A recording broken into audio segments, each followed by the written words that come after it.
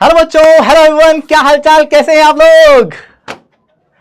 Arjuna 2027, arjuna JEE 2027 में बहुत बहुत स्वागत है बच्चों आपका। लेट ओपी नहीं है बच्चे, मैं टाइम पर आ गया हूं। Hello hello hello hello everyone, hello everyone, hello everyone, good evening, good evening, lots of love और future IITians, welcome here Arjuna JEE 2027। कैसे हैं, कैसे हैं, कैसे हैं, कैसे हैं, क्या चल रहा है, क्या चल रहा है, क्या चल रहा है। आ जाओ आ जाओ, जल्दी जल्दी जल्दी जल्दी ज्वाइन करो क्लास। ठीक है ठीक है ठीक है ठीक है। तो आज पहला लेक्चर है, यूट्यूब पर हम लोग फ्री में इस लेक्चर को अटेंड कर सकते हैं। जितने बच्चे लाइव देख रहे हैं वेलकम, और जितने बच्चे इसकी रिकॉर्डिंग देख रहे हैं आप भी अपने कमेंट में बता के जाना कैसा लगा, मजा आया कि नहीं आया। तो यूनिट डायमेंशन हमारी पहली क्लास, पहला लेक्चर, बहुत एक्साइटेड हूं मैं, आप लोग भी बहुत बहुत एक्साइटेड होंगे क्लास के लिए। स्टार्ट करते हैं।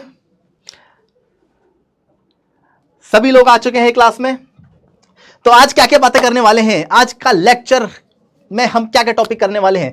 तो यूनिट्स एंड डायमेंशंस के इंट्रोडक्शन की बात करेंगे, फिजिकल क्वांटिटीज को समझेंगे, यूनिट्स को समझेंगे, and then fundamental physical quantities क्या होती हैं इनकी भी हम लोग चर्चा कर रहे होंगे। सबसे इंपॉर्टेंट है फंडामेंटल फिजिकल क्वांटिटी, और आज ये सबसे इंपॉर्टेंट वाले पार्ट का इंट्रोडक्शन आज के लेक्चर में हो जाएगा बच्चे। सबसे पहले आप लोगों की शुरुआत है, आप लोग 10th क्लास खत्म करके आ रहे हो, थोड़ी सी बातें हम लोग करेंगे कि आपको किन बातों का ध्यान रखना है, और ये जो पूरे साल की अर्जुना की जर्नी है आप लोगों को मेरे साथ गुजारनी है, तो हम लोग एक ही पेज पर आ जाएं। इसके लिए मैं आपको थोड़ी सी इंफॉर्मेशन एक्स्ट्रा देना चाहता हूं। तो चलिए शुरू करते हैं बच्चे। सबसे पहली बात, क्लास 10th खत्म हो गई है और क्लास 11th और 10th में थोड़ा सा पढ़ने का तरीका बच्चे अलग अलग रहेगा। जिस तरह से आप क्लास 10th में पढ़े हैं और आपको अब फोकस्ड होके आप लोगों ने अपना लक्ष्य बना लिया है कि मेरे को आईआईटी के अंदर जाना है, तो अब उस एग्जाम को समझना पड़ेगा और उसके लिए जो जो करने की रिक्वायरमेंट है वो सब हमें समझनी पड़ेगी, और 2 साल तक कंसिस्टेंट तरह से एक एक चीज को हमें पूरा करना पड़ेगा। एग्रीड और नॉट, एग्रीड और नॉट। क्या आप हर तरह की मेहनत आईआईटी जे के लिए जो कुछ भी रिक्वायर्ड है, क्या आप वो सब करने के लिए मेरे साथ तैयार हैं कि नहीं? बताइए एक बार, एक बार एक बार एक बार दिल देके देखो, दिल देके देखो, दिल देके देखो जी। एक बार चैट में मैं चाहता हूं आप सब लोग दिल बना दें, एक बार दिल बना दे, दिल बना दे, दिल बना दे। स्टार्ट करने वाले हैं हम लोग, उससे पहले एक बार आप लोगों के दिल देख लूं मैं कि सबके दिल और धड़कनें सबके बराबर हैं कि नहीं, और आप लोग कितने एक्साइटेड हो लेक्चर को लेके।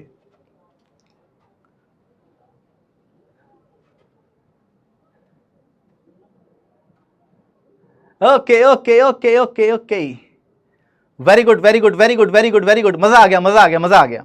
तो सबसे पहली बात, आप लोग 10th क्लास आप लोगों की कैसी गुजरी, अब तक आप लोग कैसा पढ़ रहे थे, कितना कॉन्फिडेंस आपको 10th क्लास तक के सब्जेक्ट के अंदर है, आपको मैथ्स कितनी अच्छी आती है, बेसिक वाली, ये सब हर बच्चे का अलग अलग होगा। बट आज से जो कुछ भी रिक्वायर्ड है आईआईटी जेईई के लिए, बिल्कुल बेसिक से, बिल्कुल जीरो से मैं आपको इस बैच के अंदर पढ़ा रहा हूं। फिजिक्स के अंदर आपको इस बैच के अंदर, अर्जुना जेईई के अंदर ऐसा कुछ भी नहीं होगा जो मैं कहूंगा कि पहले ये पढ़ के आओ तब ये चीज समझ में आएगी। आप लोग अगर कंसिस्टेंट रहे तो ये 2 साल की जो जर्नी है आपकी, 2 साल अर्जुना में हो फिर लक्ष्य में हो, आपको 2 साल बाद जो आईआईटी निकालना है, इसके लिए क्या क्या करने की जरूरत पड़ेगी आप एक बार देख लो। यहां पर मैंने आपके लिए पूरा यहां पर path of our entire IIT JEE journey पूरा यहां पर आपको डिस्क्राइब कर दूंगा आज किस तरह से आपको काम करना है। सबसे पहले आप लोगों ने अपना विजन क्लियर कर लिया है, और आप लोगों का सबका विजन है कि मेरे को आईआईटी जेईई निकालना है। सबसे पहले आप लोगों के पास इस बात का आंसर होना चाहिए कि वाई आईआईटी, आपको आईआईटी में क्यों जाना है। और अगर आपने एकदम तय कर लिया है तो मैं बता दूं आपको कि IIT JEE is a test of thinking ability plus consistency. यहां पर मैं आपको फिजिक्स से इतना प्यार करा दूंगा, इतना प्यार करा दूंगा, जिसकी मैं गारंटी दे रहा हूं आप सब जितने इस बैच में हो और जो लास्ट तक टिकेंगे, जो इस बैच में लास्ट तक टिकेंगे, उन सब का फेवरेट सब्जेक्ट फिजिक्स होगा। आपको चीजें दिखने लग जाएंगी, आपको फिजिक्स से ऐसा प्यार हो जाएगा, मतलब मेरी टैगलाइन रहती है फील द फिजिक्स। बहुत सारे बच्चे मेरे को हो सकता है नहीं जानते हो, ठीक है, बट मैं आपको बता दूं कि फील द फिजिक्स ये मेरी यूएसपी है। मैं जब भी कोई चीज आपको समझा रहा हूं तो इस तरह से समझाऊंगा कि आप लोगों को एकदम फील आ जाए उसकी कोई भी चीज। अब जब आईटी में आ गए, देखो आप जब 10th क्लास को क्रॉस कर गए, आप 11th क्लास में आ चुके हो और आईटी जेई आपका फोकस्ड है, तो कोई भी चीज आपके लिए रटने वाली नहीं है। आपको हर चीज समझाई जाएगी, ढंग से फील कराई जाएगी। सपना आपका है, हमें और आप दोनों को मेहनत करनी है, और वो कैसे कैसे होगी इस चीज को समझिएगा ध्यान से। Daily discipline, error correction. ये एरर करेक्शन क्या है सर, इस पर हम लोग चर्चा करेंगे। Daily discipline, error correction, patience over 2 years, क्योंकि आपको 2 साल बाद आईआईटी देना है, तो ये 2 साल का पेशेंस आपको रखना पड़ेगा। बहुत सारे उतार चढ़ाव आपकी जर्नी में आते हैं, बट उन सब उतार चढ़ाव में मैं आपके साथ लगा रहूंगा और हम लोग मिलके इन सब को पार करेंगे और लास्ट तक टिकेंगे और आईआईटी में मैं आपको छोड़ के आऊंगा, ठीक है। एक बात और, ये मैं हमेशा समझाता हूं, हार्ड वर्क का कोई सब्स्टिट्यूट नहीं है बच्चे। आप कितने टैलेंटेड हो, आप एवरेज बच्चे हो, आप बिलो एवरेज हो, आपने 10th तक आप बिल्कुल भी नहीं समझ पा रहे थे चीजें कैसे होती हैं, कैसे करती हैं, बहुत ज्यादा फंडामेंटल आपके क्लियर नहीं है। बट अगर आप आज से ये ठान लो कि मैं मेहनत करूंगा और हार्ड वर्किंग रहूंगा, तो आप एक टैलेंटेड और इनकंसिस्टेंट स्टूडेंट को पछाड़ सकते हो। समझना ध्यान से क्या मतलब है इस बात का। Average student with discipline and hard work out perform talented but inconsistent student. बहुत सारे बच्चे कई बार तेज होते हैं बट कंसिस्टेंसी उसके अंदर नहीं होती, डिसिप्लिन उसके अंदर नहीं होती, वो लाइफ में सक्सेस नहीं कर पाते। और एक एवरेज बच्चा एक हार्ड वर्किंग नेचर की वजह से उसको पढ़ना है, उसने ठान लिया कि भाई मेरे को आईआईटी जाना है, मैं इन 2 साल में जो करने को बनेगा मैं सब करूंगा। मैं अभी फैमिली इवेंट्स में भी अवॉइड करूंगा जाना, कम जाऊंगा, थोड़ी देर के लिए जाऊंगा, जल्दी आ जाऊंगा, मेरे खाने का टाइम, मेरे सोने का टाइम, मैं सब कुछ अपने पढ़ाई के अराउंड करूंगा। मैं खा भी इसलिए रहा हूं ताकि मैं अच्छा पढ़ पाऊं, मैं सो भी इसलिए रहा हूं ताकि मेरे अंदर एनर्जी आए और फिर मैं जग के अच्छा पढ़ पाऊं। मतलब मैं 24 घंटे में जो कुछ काम करता हूं मेरे पढ़ाई के अराउंड है। अगर आप ये एटीट्यूड रख सकते हो बच्चे, तो फिर आपको कोई नहीं रोक सकता, कोई भी नहीं रोक सकता। क्लियर है? चलिए, तो ये बात ध्यान रखिएगा, जो बच्चे टैलेंटेड हैं या जो बच्चे एवरेज हैं, जो बच्चों को कुछ भी नहीं आता, अगर आपने हार्ड वर्किंग नेचर बना लिया, और ये मत सोचना कि मैं एक दिन परफॉर्म कर जाऊंगा सर। आपको अपना हार्ड वर्किंग नेचर, ये अपना जो एटीट्यूड है, ये जो सिंसियरनेस है, ये ओवर द टाइम दिखानी पड़ेगी, डेवलप करनी पड़ेगी। ये एक दिन नहीं आ जाएगी कि सर मैं आज मस्ती में हूं, कल मैं सीरियस हो जाऊंगा। नहीं, जो सीरियस बच्चा है, जो सिंसियर बच्चा है, वो हमेशा सिंसियर है, हमेशा सीरियस है। और जो बच्चा लीनियंट है, हार्ड वर्किंग बिल्कुल नहीं, इनकंसिस्टेंट है, कहीं भी घूमता रहता है, कोई लॉजिक नहीं है, कहीं बैठा है, टाइम वेस्ट कर रहा है, रीलें देख रहा है, वो बच्चा कितना भी टैलेंटेड हो उसका कुछ नहीं होने वाला। बच्चे, आपको अपना डिसिप्लिन और हार्ड वर्क नेचर डेवलप करना है, इसको टाइम लगता है।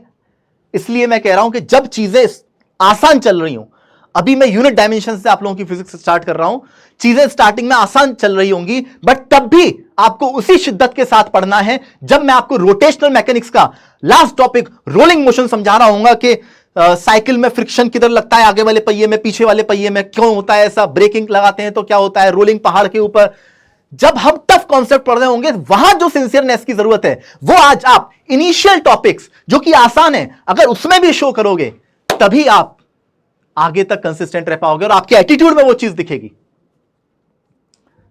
ठीक है, ठीक है, ठीक है। तो ये बात आप लोगों को सबको क्लियर हो गई होगी। मैंने अभी इस पर बात नहीं करी है सर, ये एरर करेक्शन क्या है, एरर करेक्शन क्या है। बेटा, मैं हमेशा बच्चे को बोलता हूं कि अपनी मिस्टेक्स पे काम करना है, हमें अपनी मिस्टेक्स पे काम करना है। जो भी आप गलतियां करते हो पढ़ते वक्त, सबसे इंपॉर्टेंट उन पर काम करना है। कोई भी क्वेश्चन, कोई भी न्यूमेरिकल, कोई भी टॉपिक अगर आपको समझ में नहीं आता, या फिर आप एग्जाम में गलत कर देते हो, या प्रैक्टिस करते वक्त उसके क्वेश्चन नहीं बन रहे होते, या गलत कर देते हो आप, तो वो गलतियां आपको सही करनी है, सिर्फ जाने नहीं देनी है कि हाँ ठीक है गलती हो गई, ठीक है अगला क्वेश्चन ठीक कर लेंगे। जो गलती आप कर रहे हो उसके पूरे पीछे तक जाना है कि हम क्या कर रहे थे, क्यों कर रहे थे, जो सही है वो सही क्यों है और जो गलत है वो गलत क्यों है। अगर ये दोनों चीजें आप कर सकते हो तो इसको बोलते हैं मिस्टेक एनालिसिस। ये सबसे इंपॉर्टेंट है पूरे आईआईटी जेईई प्रिपरेशन की जर्नी में। कौन सा बच्चा मिस्टेक्स पे काम कर रहा है वही जीतेगा बच्चे, वही जीतेगा सिर्फ, लिख लो ये बात। और हम लोग मिलके इस चीज को अचीव करेंगे कि हमारी एक कॉपी होगी जिसमें हम लोग मिस्टेक्स लिखेंगे अपनी, जो हमने टेस्ट में करी, जो हमने प्रैक्टिस करते वक्त लिखी, या जो एक टॉपिक ऐसा था जो आप बार बार गलत करते हो। क्योंकि जो आपके नेचुरल थॉट में पहली बार सेट हो गया, अगर आप उसको बैठ के करेक्ट नहीं करोगे, डिस्कस नहीं करोगे, तब तक बहुत ज्यादा चांसेस हैं कि आप उस नेचुरल थॉट से बार बार उसी चीज को गलत करते रहो। ठीक है, ठीक है, ठीक है सर। ओके, फिजिक्स की बात करें हम लोग। Physics is about concept visualisation and application. देखो बच्चे, फिजिक्स में what is physics? Physics is a study of nature. इस दुनिया में, इस ब्रह्मांड में, इस यूनिवर्स में जो कुछ भी होता है उस सब फिनोमिनास को एक्सप्लेन किया जाता है फिजिक्स और फिजिक्स के लॉस के द्वारा। आज हम इन्हीं चर्चा में व्यस्त रहेंगे। हम फिजिकल क्वांटिटी समझेंगे कि एक्चुअल में क्या होता है, फिजिक्स के अंदर क्या क्वांटिटीज पढ़ी जाती हैं और फिजिक्स के लॉज क्या होते हैं, ये हम लोग आज इस सेशन के अंदर समझ रहे होंगे। बट मैं आपको बता दूं कि physics is all about understanding. ये आपके क्लास का पार्ट है और जो मैं आपसे कह रहा हूं कि मैं आपको फील द फिजिक्स करा दूंगा, आपको एक एक कॉन्सेप्ट की फील आ जाएगी, वो है अंडरस्टैंडिंग वाला पार्ट। ये आपका क्लास का पार्ट है जो आपको ध्यान से करना है। क्लास ये नहीं कि सिर्फ मोबाइल पे लगा दी, कॉपी पेन लेके नहीं बैठे। कितने बच्चे कॉपी पेन लेके बैठे हैं? जल्दी से बताओ, कितने बच्चे कॉपी पेन लेके बैठे हैं? कितने बच्चों ने रजिस्टर बना लिया है, नया रजिस्टर लेके बैठे हैं? और कितने बच्चे ऐसे ही हैं जो बस देख रहे हैं, मोबाइल रख लिया है सामने के, साहब मास्टर आ गया है, मास्टर आ गया है। ओके, तो सबसे इंपॉर्टेंट है यहां पर कि आपने आज से ही अपनी नोट्स कॉपी बना ली है। नोट्स कॉपी कैसे बनानी है इसके बारे में चर्चा करता हूं मैं। Okay, visualisation. विजुअलाइजेशन, एक तो वाई मतलब ऐसा ही क्यों हो रहा है, फिजिक्स के लॉज क्या हैं, हमें हर वाई का आंसर पता होना चाहिए। फिजिक्स के laws, law must be the ultimate truth. हम दुनिया में जो भी चीजें हो रही हैं उसके पीछे के नियम को समझ लें कि अच्छा ये नियम है जिसकी वजह से ये चीजें हो रही हैं, तो दुनिया में सारे होने वाले इवेंट्स को हम एक्सप्लेन कर सकते हैं उन्हीं लॉज की मदद से। तो ये मेरा काम है कि मैं आपको फिजिक्स के लॉज से इंट्रोड्यूस कराऊं। आपका और हमारे बीच का जो रिलेशन है वो फिजिक्स के लॉज को समझना है बेटा, दुनिया के नियम। ठीक है, तो ये दुनिया जिस पे चल रही है, जिस पे ये चांद घूम रहा है, जिस पे धरती घूम रही है, जिस पे सूरज की जिंदगी है कि सूरज अपनी आधी उम्र काट चुका है, क्या ये बात आपको पता है? सन की जितनी जिंदगी है वो अपनी आधी जिंदगी काट चुका है। तो जिस नियम पर हम ये बात बोल पा रहे हैं कि सन अपनी लाइफ की कौन सी स्टेज में है और सन भी घूम रहा है गैलेक्सी के अंदर, और सन गैलेक्सी में कौन से पार्ट पे, ये सारी चीजें एक्सप्लेन होती हैं फिजिक्स के लॉज की मदद से। और यही हम सब लोग इस सब्जेक्ट के अंदर मैं आपको करा रहा हूं। क्लियर है? नेक्स्ट है एप्लीकेशन। सबसे इंपॉर्टेंट बात, क्योंकि हमें जो एग्जाम देना है उसमें क्वेश्चंस आने हैं। जब तक आपको उसका रीजन, फिजिक्स के लॉ नहीं पता होंगे, विजुअलाइजेशन नहीं होगा, तब तक आप क्वेश्चंस नहीं कर पाओगे। और ये ऊपर वाली दोनों चीज की मैं आपको गारंटी कर रहा हूं कि ये मेरा फोर्टे है बच्चे। मैं बता दूं, अर्जुना, डेफिनेटली अर्जुना मैं पहली बार ले रहा हूं यहां पर, बट कोटा के अंदर टॉपर्स बैच को कई सालों से पढ़ा रहा हूं मैं, पिछले 12 साल से मैं पढ़ा रहा हूं। और वही कॉन्सेप्ट, वही जो मेरी यूएसपी है, बच्चों को फील कराना, जहां पर भी फील वाले कॉन्सेप्ट हैं वहां पर रुकना, वो मैं अब यहां पर आपको अर्जुना बैच में देने आया हूं।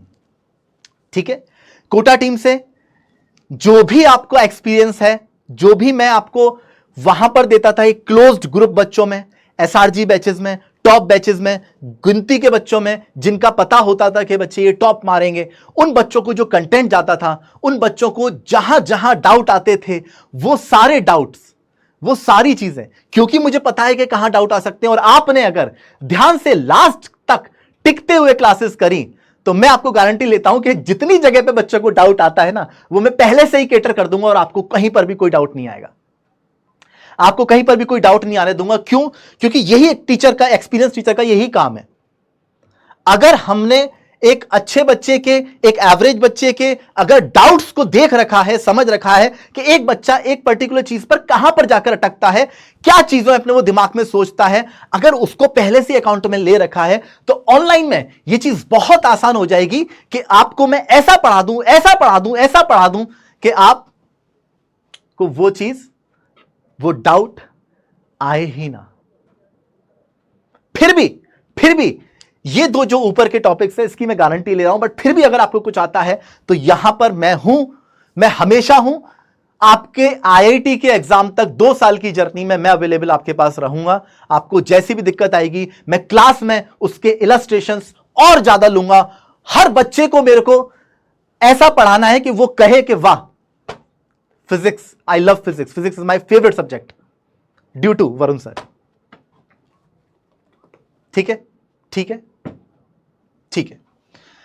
तो एप्लीकेशन पार्ट, तो फिजिक्स के अंदर हम लोग ये काम कर रहे होंगे। मेरा मेन पॉइंट रहेगा कि हम विजुअलाइजेशन पर काम करें। जब भी हम न्यूटन्स लॉज ऑफ मोशन की बात कर रहे होंगे, बेसिक एक एक लॉ पर मैं चर्चा करूंगा कि ये चीजें कहां से आई, ये चीजें कैसे हुई। ठीक है, न्यूटन्स फर्स्ट लॉ बेसिकली क्या समझाता है फिजिक्स। अब देखो, अभी स्टार्टिंग हम लोग यूनिट डायमेंशन से कर रहे हैं, बेसिक मैथ्स करेंगे, उसके बाद हम लोग काइनेमेटिक्स पढ़ रहे होंगे। और जो पहला लॉ आता है, जो 11th क्लास में पहला लॉ आता है, जहां से वास्तविकता में लॉज की शुरुआत होती है। देखो, फिजिक्स के लॉज, नियम, ब्रह्मांड के जो नियम हैं वो न्यूटन्स लॉ से स्टार्ट होंगे आप लोगों के। और वहां तक हम लोगों का साथ इतना पक्का हो चुका होगा, इतना पक्का हो चुका होगा कि इतना मजा आने वाला है ना लॉ के अंदर, आप उम्मीद नहीं लगा सकते। आपको फिजिक्स से लॉज के थ्रू प्यार करा दूंगा बच्चे। नेक्स्ट, बट टिके रहना है, टिके रहना है। ओके, अगेन ये भी मेरी कुछ बातें हैं जो मैं आपको पहले से ही बता दूं। आज पहला दिन है, आज पहला दिन है, आज इंट्रोडक्शन है। तो इंट्रोडक्शन के अंदर मैं पूरे साल आपको कैसे कराने वाला हूं चीजें, वो मैं बता दूं आपके लिए। मेरे लिए क्या चीज इंपॉर्टेंट है और आपके सिलेक्शन के लिए क्या चीज इंपॉर्टेंट है, हम दोनों के बीच में एक अंडरस्टैंडिंग डेवलप हो जाए, उसके लिए मैं बता दूं। सेम मिस्टेक ट्वाइस, अगर आप मिस्टेक ट्वाइस कर रहे हो, थ्राइस कर रहे हो, रिपीट कर रहे हो, यहां का मतलब है रिपीट। सेम मिस्टेक रिपीटेडली आप कर रहे हो, that means lack of discipline है आपके अंदर, लैक ऑफ डिसिप्लिन है। आप इस जर्नी के अंदर ना सिर्फ आईआईटी में जाओगे, ये जो आपकी प्रिपरेशन की जर्नी है, ना सिर्फ आप आईआईटी के लिए करोगे, मतलब आप एक डिसिप्लिन में आना सीखोगे। ये आईआईटी की जर्नी सिर्फ आपको आईआईटी नहीं पहुंचाएगी, आपको लाइफ लॉन्ग सक्सेसफुल बनाने में काम में करेगी बच्चे। आपके अंदर डिसिप्लिन अगर आ गया, हार्ड वर्किंग नेचर आपके अंदर आ गया, तो आपको कोई भी नहीं रोक सकता सक्सेसफुल होने से। ठीक है, तो ये अगर आप अपनी गलतियां करना अलाउड है, आप खूब गलती करो, मैं तो कह रहा हूं खूब गलती करो, और जो पॉसिबल गलती हो सकती है फिजिक्स पढ़ते में वो सब कर लो आप। बट एक बार अगर गलती हो गई, आपको कोशिश करनी है कि वो रिपीट ना हो। सेकंड टाइम सेम गलती नहीं होनी चाहिए। गलतियां करना अलाउड है, गलतियां रिपीट करना अलाउड नहीं है। और इन गलतियों को रोकने के लिए, फिजिक्स की गलतियों को रोकने के लिए आपको बनानी पड़ेगी एक मिस्टेक कॉपी। बिल्कुल बच्चे, मिस्टेक कॉपी बनानी पड़ेगी, उसके बिना, और मिस्टेक कॉपी सबसे इंपॉर्टेंट कॉपी होगी आप लोगों के लिए। ठीक है, your rank is directly proportional to your mistake analysis. जो बच्चे मिस्टेक की एनालिसिस करते हैं, जो गलतियों पे काम करते हैं, उनकी ही रैंक आती है। और मैं देख रहा हूं बच्चे जो टॉपर्स हैं, जो टॉपर जिन्होंने सिंगल डिजिट रैंक्स निकाल रखी हैं, मैंने उन्हें पढ़ा रखा है, उन बच्चों की यह आदत है कि वो अपनी मिस्टेक्स पे काम करते हैं। वो अपने सॉल्यूशन लेके बैठते हैं, वो अपने सॉल्यूशन लेके आते हैं कि सर इस पर्टिकुलर क्वेश्चन में मेरा थॉट यहां पर आके अटक गया था, ये गलत गलत क्यों है और जो सही है वो सही क्यों है। ये आदत अगर आपने बना ली तो ये बच्चे टॉपर्स की आदत है, ये आपको नेक्स्ट लेवल ले जाएगी। बस यही काम है अपना, यही काम करना है कि मिस्टेक एनालिसिस करना सीखना है। एग्रीड एग्रीड एग्रीड, क्लियर है क्या, क्लियर है क्या? कोई भी दर्द गिला शिकवा, कोई भी दर्द गिला शिकवा? ओके, अब यहां पर नोट्स बनाने की बात आती है। तो आप सब लोग कॉपी लेके आए हो, पेन लेके बैठे हो, तो कॉपी पेन लेके बैठे हो, आपको नोट्स कैसे बनाने हैं मैं आपको बता दूं। देखो, अब तक क्लास 10th में हो सकता है थोड़ा सा स्कूल ओरिएंटेड जब आप पढ़ते हो, स्कूल ओरिएंटेड पढ़ने का मतलब ये कि मैं स्कूल के खिलाफ नहीं हूं, बट आप लोग बहुत सुंदर सुंदर ऐसे फूल पत्ती बना बना के नोट्स लिखने की कोशिश करते हो, 4-5 तरह के रंग वाले कलर पेन लेके बैठते हो, पता नहीं जाने कौन से ड्राइंग कंपटीशन में आपको जाना है। और वहां पर एक सुंदर नोट्स का एक अलग ही चलन होता है जब हम स्कूल की बात कर रहे होते हैं। यहां पर आपको अंडरस्टैंडिंग लेवल पर काम करना है, आपको अपनी थिंकिंग एबिलिटी बढ़ानी है। तो आपको नोट्स को बहुत ज्यादा सुंदरता पे फूल पत्ती बनाने में कोई भी काम नहीं करना है। आपको जो चीज क्लास में पढ़ाई जा रही है आपको वो नोट्स में लिखनी है प्रॉपर। एक चीज और मैं यहां पर आपको बोलूंगा कि आप स्टार्टिंग के, अगर आप एक काम अभी से करना सीख जाओ कि नोट्स के स्टार्टिंग में, ये नोट्स है, स्टार्टिंग में 2-3 लाइन, 2-3 लाइंस एक्स्ट्रा, एक तो ऊपर हमारे पास बॉर्डर होता ही है, उसके अलावा 2-3 लाइंस और छोड़ दें। क्यों छोड़ दें? ये है हमारे फ्यूचर रिवीजन के लिए। जब आप आईआईटी दोगे 2 साल बाद, आपकी इतनी सारी नोट्स कॉपी बन चुकी होंगी कि उनको रिवाइज कैसे करें, उसके लिए आपको आज से तैयारी करनी पड़ेगी। 2 साल बाद या हर टेस्ट में रिवाइज कैसे करें, सरप्राइज टेस्ट के लिए रिवाइज कैसे करें, वो आपको ये 2-3 लाइन काम कराएंगे। कैसे? आपने जो कुछ भी यहां पर पढ़ा, आपने जो कुछ भी इस नोट्स में पढ़ा, वो आपने इन 2-3 लाइन में शॉर्ट में लिख लिया। ये समरी लाइंस हैं, ये हमारे पास समरी लाइंस हैं। समरी लाइंस मतलब जो कुछ यहां पे लिखा वो शॉर्ट में लिख लेंगे हम लोग। यहां पे कोई फॉर्मूला है, कोई बेसिक सा कॉन्सेप्ट है, उसको हमने शॉर्ट में यहां पे लिख लिया। इससे क्या होगा? फोटोग्राफिक मेमोरी होती है अपनी। आप जब नोट्स देखोगे, इन 2-3 लाइन को पढ़ के ये पूरा पेज आपको रिवाइज हो जाएगा, रिकॉल हो जाएगा। क्लियर है? तो ये 2-3 लाइन छोड़े आप हर पेज पर।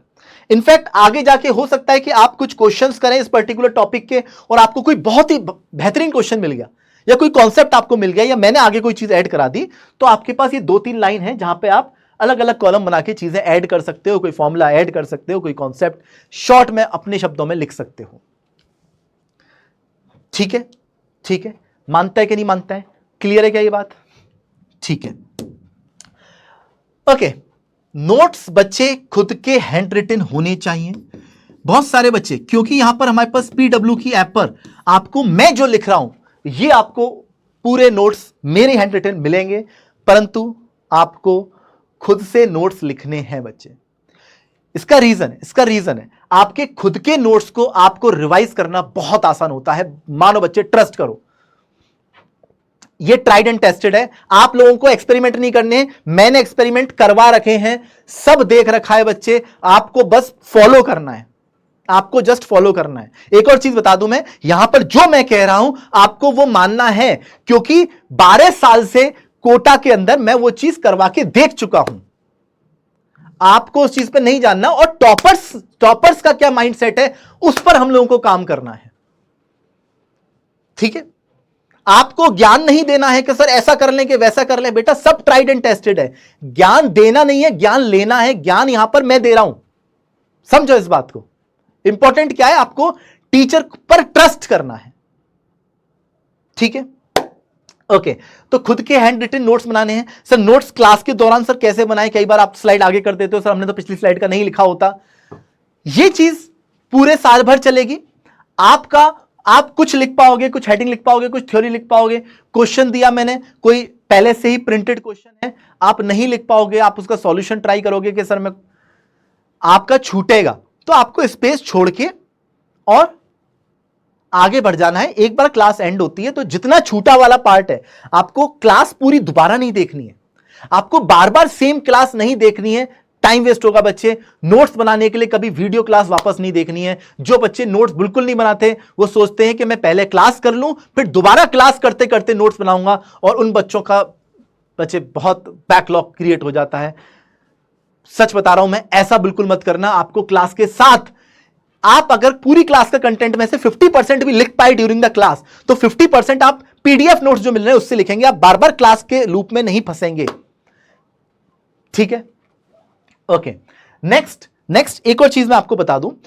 आपका माइंडसेट, क्लास 10th वाले बच्चों का ये माइंडसेट होता है, सर कॉपी गंदी नहीं होनी चाहिए, कॉपी गंदी नहीं होनी चाहिए। यार ये एक होता है, और स्कूल में भी होता है, टीचर्स भी डांट रहे होते हैं कि नहीं तुमने ये क्यों काट दिया, और तुमने भी 2-4 बार ज्यादा काट दिया, तो तुम भी इरिटेट होकर वो पेज फाड़ देते हो और नए पेज में लिख देते हो कि मैं नए पेज में लिख दूंगा साफ साफ। आपने अगर कुछ गलत कर दिया, 10th क्लास तक स्कूल लेवल पर यह चीज चल रही थी, अब आप एक अलग जर्नी पे आ चुके हो, एक लाइफ लॉन्ग आपकी लाइफ जिससे डिफाइन होनी है, आपको जो काम करना है जीवन में उसकी पढ़ाई चल रही है। आपने अगर कुछ गलत कर दिया, ध्यान से सुनना मेरी बात, आपने नोट्स बनाया, मैंने आपको क्वेश्चन दिया, आप नोट्स कॉपी में उस क्वेश्चन को करेंगे। ध्यान से सुनना, ये बहुत इंपॉर्टेंट बात बता रहा हूं मैं, बहुत इंपॉर्टेंट बात बता रहा हूं। आप नोट्स कॉपी में क्वेश्चन करेंगे, ऐसा बिल्कुल नहीं करेंगे कि सर नोट्स कॉपी तो मेरी ये रही और मेरी एक रफ कॉपी है, या मेरे पे कुछ रफ पेपर्स हैं मैं यहां पे लेके बैठ गया, ये सर मेरे पास रफ कॉपी है और मैंने यहां पे बैठा, अरे सर गलत हो गया, मैंने कोई बात नहीं, मैंने दोबारा किया, सही हो गया, गलत हो गया, ठीक है सर, आपने बता दिया बोर्ड पर, तो मैंने सही वाला यहां पे लिख लिया, सुंदर सुंदर। मैं सुंदर सुंदर नोट्स बनवाने के लिए आया हूं कि आपको यहां पे आपको फिजिक्स के कॉन्सेप्ट की अंडरस्टैंडिंग दिलाने आया हूं कि सुंदर नोट्स बनवाने आया हूं? सुंदर नोट्स मैं आपके घर पे चेक करने नहीं आ रहा। आपके दिमाग में कॉन्सेप्ट कितने सुंदर तरह से फिट है वो इंपॉर्टेंट है मेरे लिए और आपके लिए भी। अब ये पढ़ाई रफ कॉपी, अगर रफ कॉपी आप बनाते हो और रफ कॉपी में जो गलत हो गया वो लिखा हुआ है इसके अंदर, तो मेरी यकीन करो कि आपके लिए सबसे इंपॉर्टेंट कॉपी वो रफ कॉपी है, आपकी नोट्स कॉपी से भी ज्यादा इंपॉर्टेंट। जिस कॉपी में आपकी गलतियां आ गई, क्योंकि गलतियों पे तो काम करना है, और गलतियां आप छुपाने की आदत बना ली आप लोगों ने। क्लास 10 तक बच्चा हर जगह, उसकी सोसाइटी भी इस तरह की उसकी परवरिश करते हैं कि वो गलतियां करता है और छुपाता है। गलती हो गई छुपा लो, अच्छा इसमें हो गई, क्लास कॉपी में हो गई, व्हाइटनर लगा लो, व्हाइटनर लगा रहे हैं, व्हाइटनर लगा रहे, कॉपी पेज फाड़ दिया, नए पेज पे कर रहे हैं अच्छे अच्छे से, नई कॉपी बना ली। कुछ तो इतने मोटिवेटेड होते हैं, सुंदरता के चक्कर में 5 कलर लेके बैठेंगे और नई कॉपी बना लेंगे। साहब रात को सर बढ़िया सुंदरता लिख लिया मैंने, और कुछ नहीं, गाने चला के लिखने पे उनका फोकस है, सुंदर लगना चाहिए, कुछ समझ में आए चाहे ना आए। ये काम नहीं करना है बच्चे, ये काम नहीं करना है, कोई सुंदरता की जरूरत नहीं है। आपको जो भी क्वेश्चन मैं क्लास में करवा रहा हूं आप करो, आप एक लाइन खींच के यहां पर अपना क्वेश्चन ट्राई करो, सही हो जाए वेल एंड गुड। अगर आपने गलत कर दिया तो उसको ऐसे नहीं कि उसका नामो निशान मिटा दें, ये तो गलत हो गया सर, आपने बोला था सुंदर नहीं करना तो मैंने बिल्कुल उसके नामो निशान मिटा दिया, ऐसे नहीं करना है आपको। उसको अगर आपसे गलत हो गया तो आपको ऐसे 2 लाइन से उसको काटना है ताकि आपकी मिस्टेक वहां पर दिखे। आपको रिवीजन करते वक्त वो मिस्टेक को भी रिवाइज करना है कि ये क्वेश्चन था, मैंने ये गलत कर दिया था। अगर आप अपनी मिस्टेक्स, अपना फर्स्ट थॉट, अपना नेचुरल थॉट पर काम नहीं करोगे तो बार बार जब वो क्वेश्चन आपके सामने आएगा तो इस बात की बहुत ज्यादा प्रोबेबिलिटी है कि अपना फर्स्ट थॉट, अपना वही नेचुरल मानते हुए आप वही गलती रिपीट कर सकते हो। इसलिए गलतियां छुपानी नहीं है, रफ कॉपी जैसी कोई भी चीज नहीं बनानी है, एटलीस्ट फिजिक्स में तो मेरी क्लास में नहीं बनानी है आपको। अगर बना ली है तो मेरा बात मानो कि आपकी सबसे इंपॉर्टेंट कॉपी यही कॉपी है, रफ कॉपी है, जिसको आप रफ कॉपी बोलते हो। रफ कॉपी का कॉन्सेप्ट स्कूल वालों ने ऐसा आपके दिमाग में बना दिया है कि अपनी गलतियां दूसरी कॉपी में करो, छुपा दो उसे, फाड़ दो उसे, जला दो उसे। गलतियों पे काम करना ही IIT JEE की प्रिपरेशन का सबसे इंपॉर्टेंट पार्ट है बच्चे, सबसे इंपॉर्टेंट पार्ट है, यही सीखना है अपने को, ठीक है? ओके, तो नोट्स कॉपी कैसे बनानी है, कितनी बनानी है सर नोट्स कॉपी? 5 लेके बैठूंगा मैं? नहीं, एक नोट्स कॉपी बनानी है आपको ड्यूरिंग क्लास।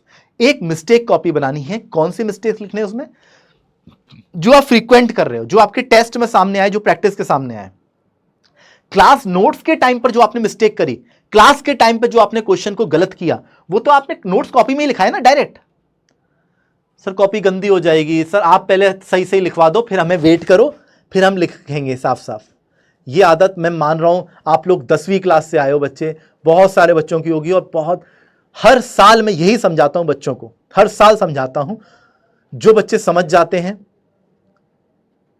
क्योंकि आप लोगों की आदत एक दिन में नहीं पड़ी है, वो ओवर द ईयर्स पड़ी हुई आदत है।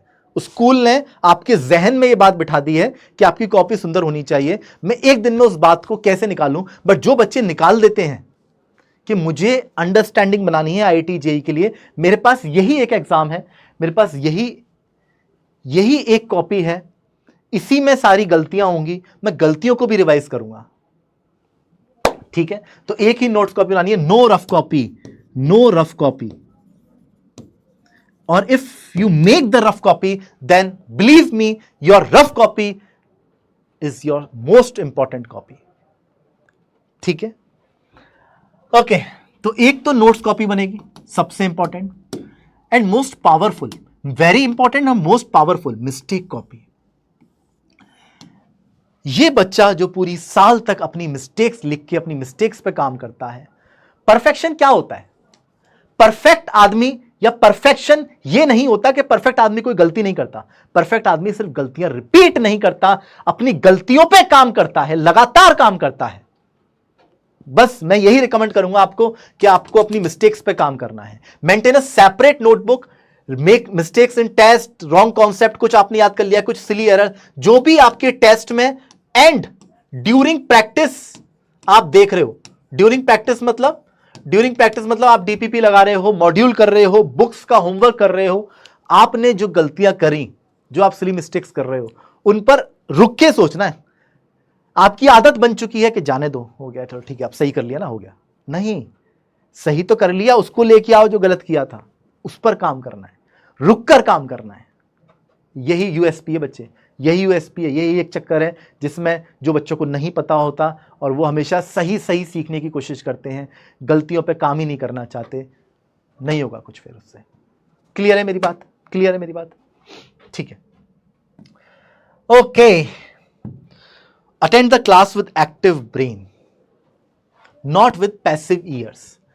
एक टाइम ऐसा आता है बच्चा, एक तो क्लास लाइव करें या रिकॉर्डेड करें, लाइव या रिकॉर्डिंग, आप बता सकते हैं लाइव करना चाहिए या रिकॉर्डिंग करना चाहिए class? Recording is just for emergency, ये सिर्फ इमरजेंसी के लिए है बच्चे आपके पास। ये टेक्नोलॉजी का फायदा है कि आपकी अगर क्लास छूट जाए बहुत इमरजेंसी की वजह से, तभी आप उसकी रिकॉर्डिंग देख रहे हैं, अन्यथा आपने लाइव क्लास करी है। आपको अलग अलग तरह का ज्ञान इस चीज पर मिल सकता है कि रिकॉर्डिंग देख लेंगे, 2x पर देख लेंगे, 1.5x पे देख लेंगे, जल्दी हो जाएगा काम, सर को पढ़ाने दो, हम लोग बाद में देख लेंगे। ऐसे बच्चे के साथ क्या क्या प्रॉब्लम आती है ड्यूरिंग द कोर्स, इसको समझ लो। यही वो बच्चा है जिसके बैकलॉग क्रिएट होते हैं, यही वो बच्चा है जो आज के काम को टाल रहा है। आज जो लाइव क्लास करनी है वो कल कर लेगा, तो कल का जो होमवर्क होगा वो परसों कर रहा होगा। अगर आपने खुद पे छोड़ दिया कि मैं कर लूंगा, तो ये बहुत मुश्किल हो जाता है बच्चे, और आपकी एक क्लास पेंडिंग होती है, 2 क्लास पेंडिंग होती है, 3 क्लास पेंडिंग होती है, फिर आप उसको कवर भी नहीं कर पा रहे होते हो। फिर आप अगर लाइव आने की कोशिश भी चाहो तो आप सोचते हो कि मैं पहले रिकॉर्डिंग खत्म कर लूं फिर लाइव आ जाऊंगा सर, और ये ड्यूरेशन आप खत्म ही नहीं कर पाते। फिर आप इस लूप में फंस जाते हो कि सर मेरा हो जाएगा, मैं आ जाऊंगा, बैकलॉग आपका बढ़ता चला जाता है। फिर आप चाहते हो कि दोबारा से कोई मिल जाए पढ़ाने के लिए, शुरू से करेंगे सर, अब आप शुरू से पढ़ा दो सर, कोई नया बैच ले आओ सर। ये वही बच्चे होते हैं जो रिकॉर्डिंग को अपना बेस बनाते हैं।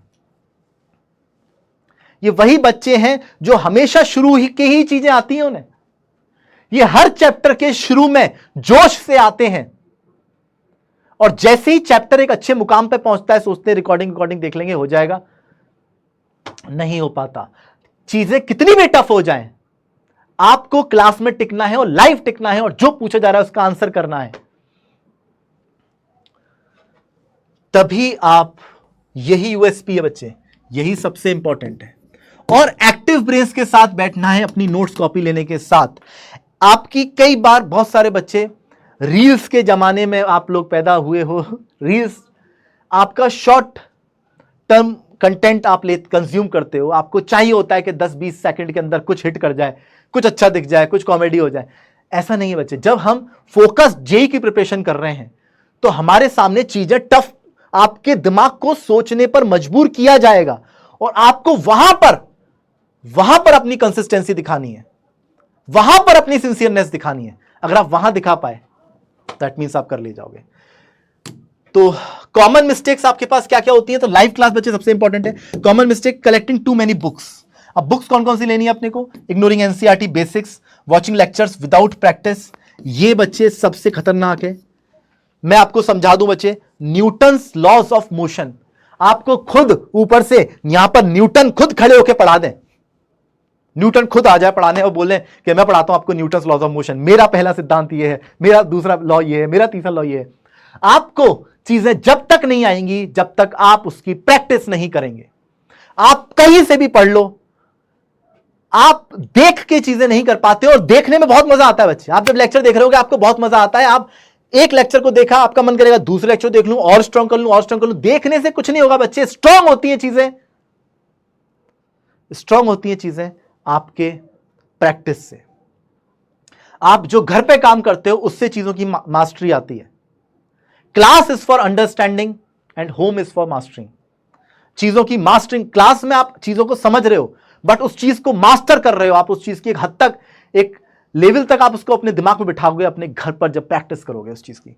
तो ये काम नहीं होना चाहिए। फियर ऑफ टफ क्वेश्चंस, ये तो मैं आपको आने नहीं दूंगा क्योंकि मैं आपको बता रहा हूं बेसिक से, आपको बेसिक से एकदम थ्योरी क्लियर करूंगा। आपका ग्रेजुअल आपका लेवल लेके जाऊंगा। टफ क्वेश्चंस तक आपको पता भी नहीं पड़ेगा कब आपने वो अचीव कर लिया, वो टफ क्वेश्चंस करने लगे कि जो जे एडवांस में आ चुका है या जो ओलंपियाड में आ चुका है।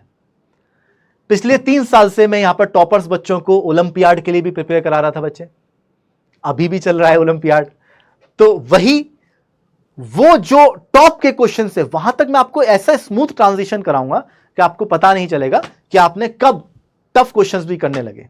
बट टिकना पड़ेगा। क्लास में नहीं टिक रहे हो तो फिर आपको वही बैकलॉग, रिकॉर्डिंग, फंस जाओगे उस लूप में। नॉट रिवाइजिंग, रिविजन कितना इंपॉर्टेंट है बच्चे, ये आपको समझना बहुत इंपॉर्टेंट है। रिविजन अभी समझाता हूं रिविजन के बारे में। सबसे पहले बुक्स हम लोग कौन कौन सी कर रहे होंगे? देखो सबसे इंपॉर्टेंट आप लोगों के लिए है क्लास नोट्स। क्लास नोट्स तो आपके लिए सबसे इंपॉर्टेंट है ही है। उसके बाद हर क्लास के साथ, जैसे आज की पहली क्लास इंट्रोडक्शन, तो आज डीपीपी नहीं होगी आप लोगों के लिए, बट हर क्लास के बाद आपको क्वेश्चंस प्रैक्टिस करने के लिए कुछ 10-12 क्वेश्चंस की डीपीपी मिल रही होगी, डेली प्रैक्टिस प्रॉब्लम्स। ये आपको डेली करनी है हर क्लास के बाद।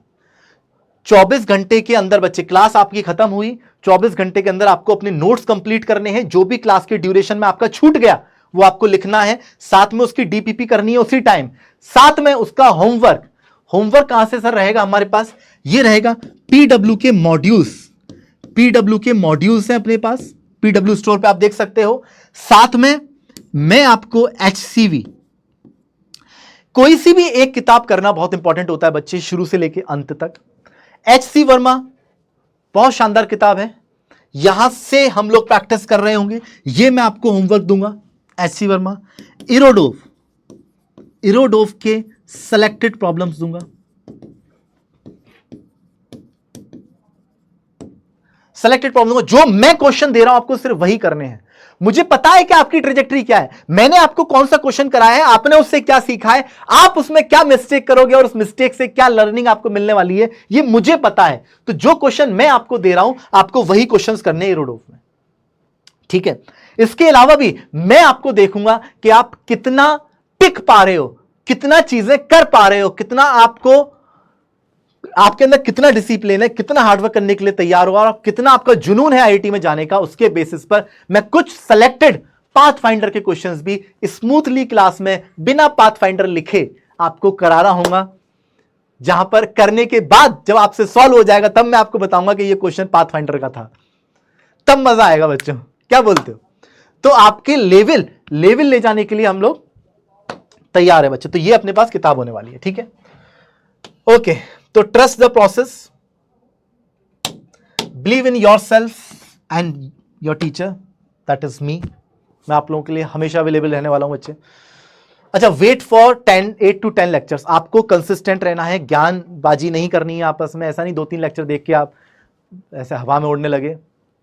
10 लेक्चर कंसिस्टेंट रहो, फिर आप कुछ बातें करो। और स्पैमिंग नहीं करनी है, नो स्पैमिंग। स्पैमर्स पर ध्यान नहीं देना है। कुछ बच्चे होंगे लगातार एक ही कमेंट को कॉपी कर लेंगे, कॉपी पेस्ट करते रहेंगे। ऐसे बच्चों पर ध्यान नहीं देना है। मैं भी ध्यान नहीं दूंगा। मैं भी प्रॉमिस करता हूं आपसे, मैं अपना टेम्पर लूज नहीं करूंगा आप लोगों की यहां पर चैट देख के। कभी करूं तो मुझे याद दिला देना कि सर आपने पहली क्लास में प्रॉमिस किया था कि आप नहीं गुस्सा करोगे, नहीं नाराज होगे। तो मैं प्रॉमिस करता हूं कि नहीं होऊंगा। वैसे भी मेरा नेचर बहुत ज्यादा गुस्सा करने का नहीं है,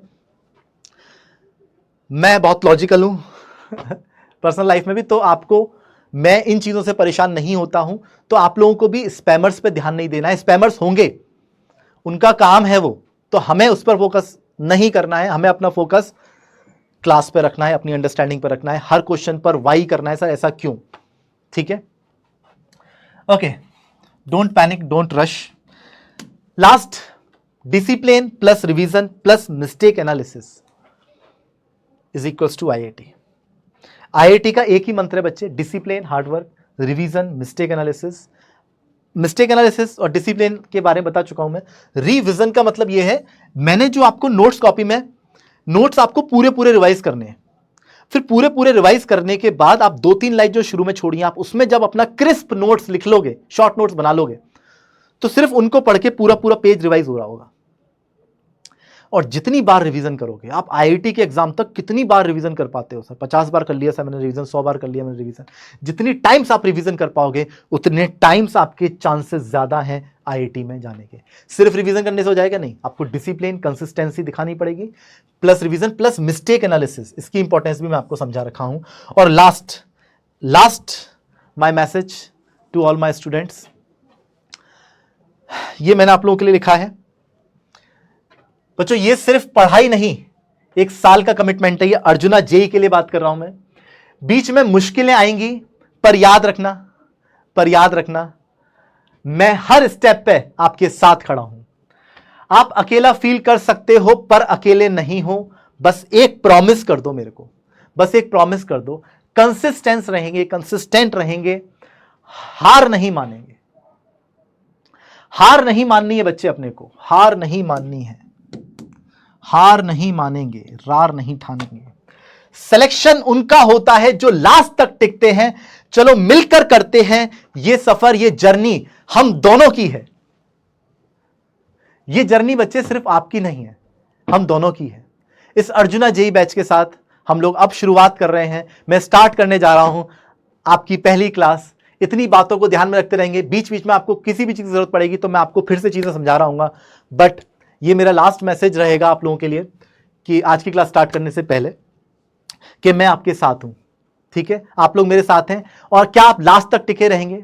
एक बार चैट में लिख दो, कमेंट में लिख दो। इस वीडियो के कमेंट में जो भी बच्चा है जो पहली बार देख रहा है, मेरे को पहली बार मिला है, वो बताए कि क्या लास्ट तक टिकने के लिए, क्या उसका सपना IIT में जाने का इतना गहरा है कि वो लास्ट तक उसके लिए मेहनत करने के लिए तैयार है। तो बोलो, टिके रहोगे नहीं रहोगे? आप बोलो, प्रॉमिस करो कि सर मैं प्रॉमिस करता हूं कि मैं टिका रहूंगा। आप कमेंट में सब लोग लिखें, जितने लाइव देख रहे हो, जितने इस वीडियो को रिकॉर्डिंग में देख रहे हैं, वो भी कमेंट सेक्शन में लिखें कि आप लास्ट तक टिके रहोगे या नहीं टिके रहोगे। आपकी उतना आपका सपने का लेवल है। क्या आप डिसिप्लिन, हार्ड वर्किंग दिखा सकते हो? आप ये चीज, ये प्रॉमिस लिखने से ना आपके जहन में उतरता है। आप सिर्फ मन में बैठे बैठे ऐसे नहीं करना है, आपको लिखना है ये चीज। तो चलिए, इन्हीं सब बातों के साथ हम लोग स्टार्ट करते हैं अपनी अर्जुना जेई की जर्नी, बहुत ही खूबसूरत तरीके से, यूनिट डायमेंशन के साथ। और ये बहुत ही शानदार बच्चे चैप्टर है, जिससे आप काफी आसानी से हम लोग एक दूसरे के साथ कनेक्शन बना सकते हैं। और एक 10th के ब्रिज को, 10th से 11th में जो आप आए हो, यहां पर हम दोनों के बीच में एक अंडरस्टैंडिंग डेवलप हो जाए, इसके लिए एक आसान सा टॉपिक है यूनिट्स एंड डायमेंशन। बेसिक से पढ़ेंगे। कोई भी बात आपको समझ में नहीं आए तो आप तुरंत बताएंगे, बट मैं प्रॉमिस कर रहा हूं कि आपको सारी चीजों की फील यहां पर गारंटीड मिलेगी। ठीक है, तो चलिए शुरू करते हैं। और सबसे पहली बात व्हाट इज फिजिकल क्वांटिटी, यहां से चीजें स्टार्ट होंगी कि फिजिकल क्वांटिटी क्या होती है। मैं पहले बता दूं कि पहला शब्द फिजिकल क्वांटिटी आ रहा है आपकी अर्जुना जेई की पहली क्लास के अंदर। Actually physics is all about studying different different physical quantities. Sir क्या होती है फिजिकल क्वांटिटी? जो भी होती है फिजिक्स इन्हीं क्वांटिटीज को पढ़ने का सब्जेक्ट है, और इन्हीं क्वांटिटीज के बीच के रिलेशंस को फिजिक्स के कुछ लॉज समझाएंगे, और उन लॉज की अंडरस्टैंडिंग ही आपसे आईआईटी जेईई एडवांस में पूछी जाती है। आपको कितनी समझ उन लॉज की है, उसी पर बेसिक क्वेश्चन आता है। तो physics is all about studying physical quantities and understanding the relation between them by the laws of physics. ठीक है, इतनी अंग्रेजी समझ में आती होगी सबको? ठीक है, फिजिक्स के लॉज होते हैं फिजिकल क्वांटिटीज के बीच में रिलेशन बनाने वाले, और फिजिकल क्वांटिटीज क्या होती है वो हम समझने जा रहे हैं। तो फिजिकल क्वांटिटी नाम समझ में आ रहा है सर, कुछ क्वांटिटी है, कुछ यहां पर टर्म्स आने वाली हैं अलग अलग। हम फिजिकल क्वांटिटी किसको बोलेंगे? Which can be measured. Very good, आप लोगों ने सबने लिख दिया है sir, quantities which can be measured. बहुत ही शानदार sir, quantities which can be measured. अब सर ये मेजर्ड का क्या मतलब है?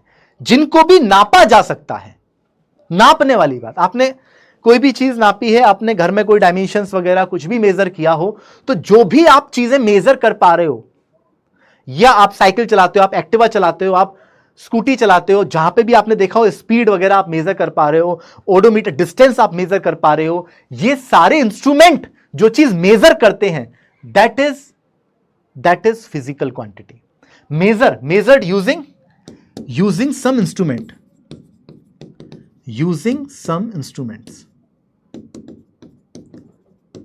अब ये इंस्ट्रूमेंट्स की नॉलेज भी लेंगे क्या हम लोग? हाँ, इंस्ट्रूमेंट्स की नॉलेज भी लेंगे, आगे आगे धीरे धीरे क्लास में आएगी। तो जो भी चीज नापी जा सकती है, सर एग्जाम्पल बता दो इसका। एग्जाम्पल आप क्या क्या चीजें देखो, लेंथ, टाइम, मास, स्पीड, जो भी आप सोच सकते हो, फोर्स, ये सब हमारे पास। करंट, अभी 10th में आपने करंट पढ़ा होगा। रिफ्रैक्टिव इंडेक्स, अभी ऑप्टिक्स में पढ़ा होगा आपने। जो भी चीज नापी जा सकती है, दैट इज फिजिकल क्वांटिटी। तो ऐसा सर सब कुछ ही फिजिकल क्वांटिटी हो गया? नहीं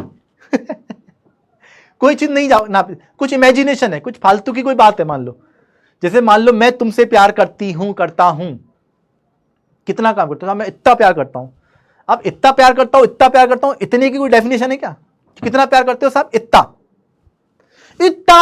सा प्यार तो ये प्यार, एंग्री, इमोशंस, जितने भी इमोशंस, फीलिंग्स हैं, ये सब नॉन फिजिकल क्वांटिटी है। इनकी बातें साइंस में हम लोग नहीं करते,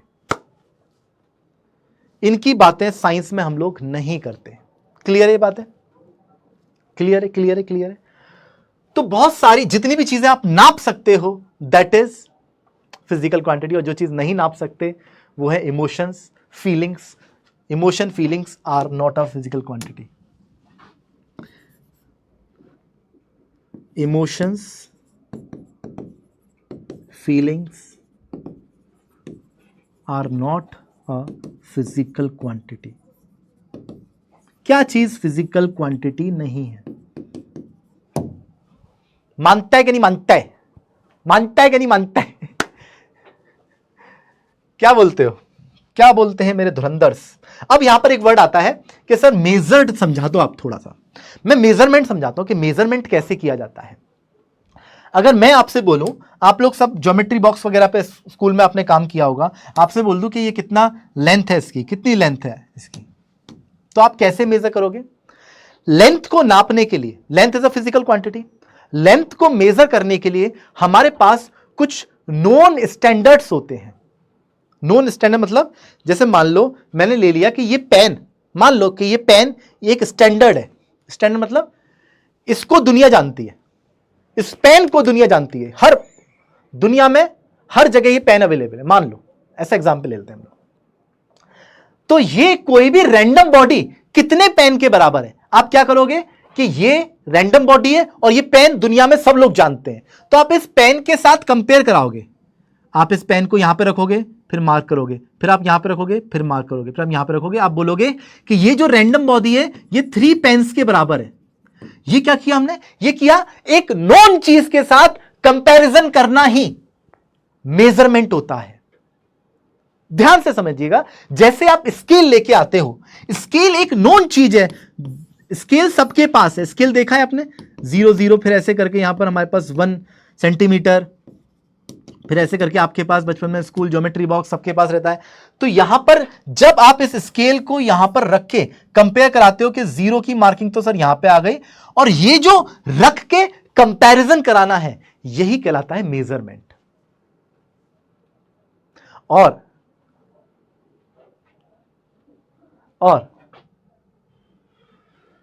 इसी स्टैंडर्ड को हम लोग क्या बोलते हैं? यूनिट्स। समझिएगा यहां पर क्या है measurement. Measurement is the process of comparing an unknown physical quantity with a known standard to determine its value. समझना, बहुत आसान तरीके से समझाता हूं मैं। आपके पास कोई इंस्ट्रूमेंट है, आपके पास जो स्केल है दैट इज अ इंस्ट्रूमेंट। आपके ज्योमेट्री बॉक्स के अंदर एक स्केल है, वो एक इंस्ट्रूमेंट है जो कि लेंथ नापता है। आपके सामने कोई भी चीज आ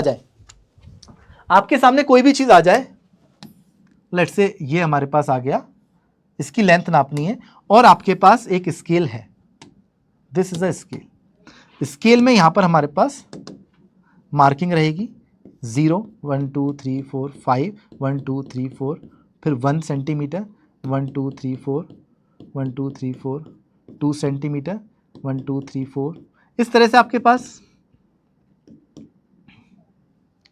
3 सेंटीमीटर,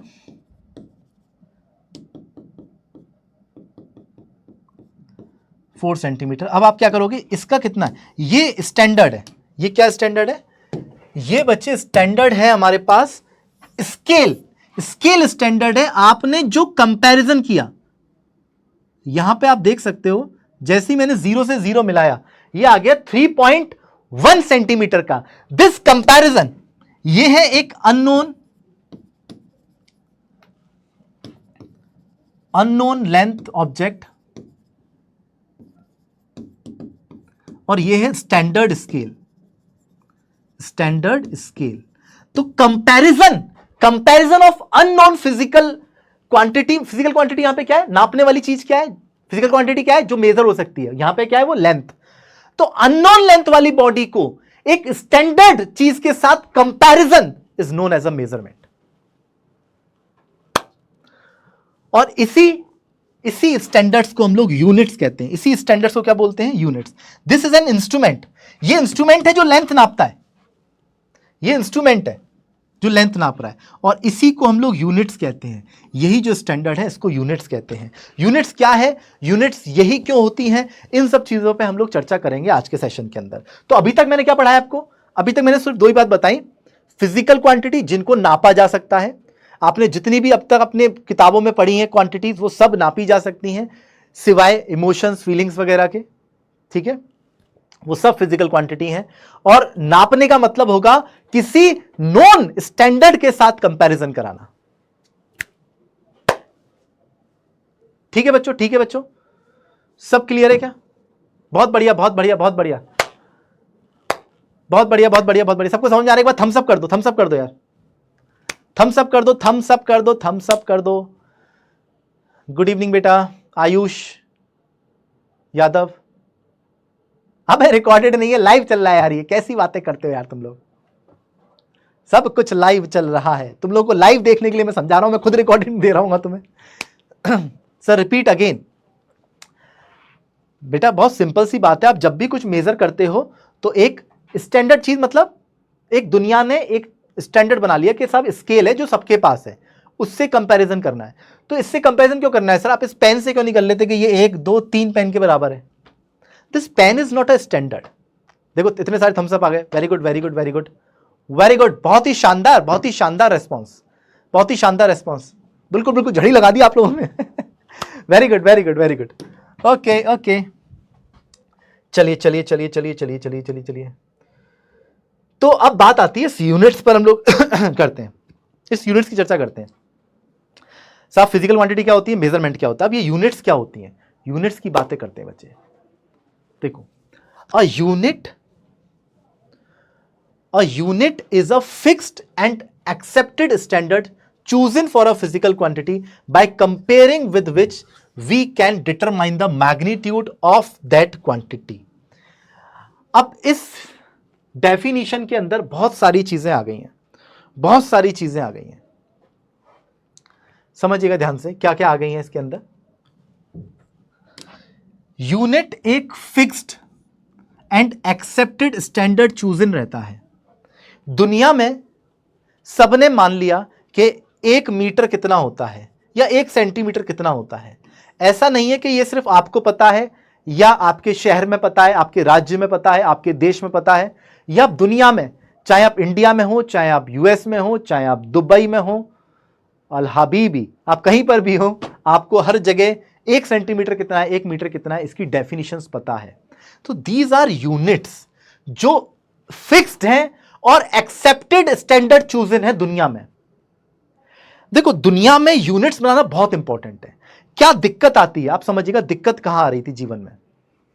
दिक्कत यहां पे आ रही थी कि आप लोगों ने सुना होगा कि जैसे इंडिया में या कई जगह पर हम एरिया जमीन खरीदने गए साहब, कि जमीन कितनी बड़ी है, कि साहब ये हमारे पास इतने गज की जमीन है, कि 1000 गज की जमीन है। सुना है आप लोगों ने कि कहीं गज में नाप रहे हैं, कहीं यार्ड्स में नाप रहे हैं, कहीं मीटर स्क्वायर में नाप रहे हैं, कहीं फुट में नाप रहे हैं, फीट कितने स्क्वायर फीट है, तो स्क्वायर फीट, मीटर स्क्वायर, कितने गज है, कितने बीघा है।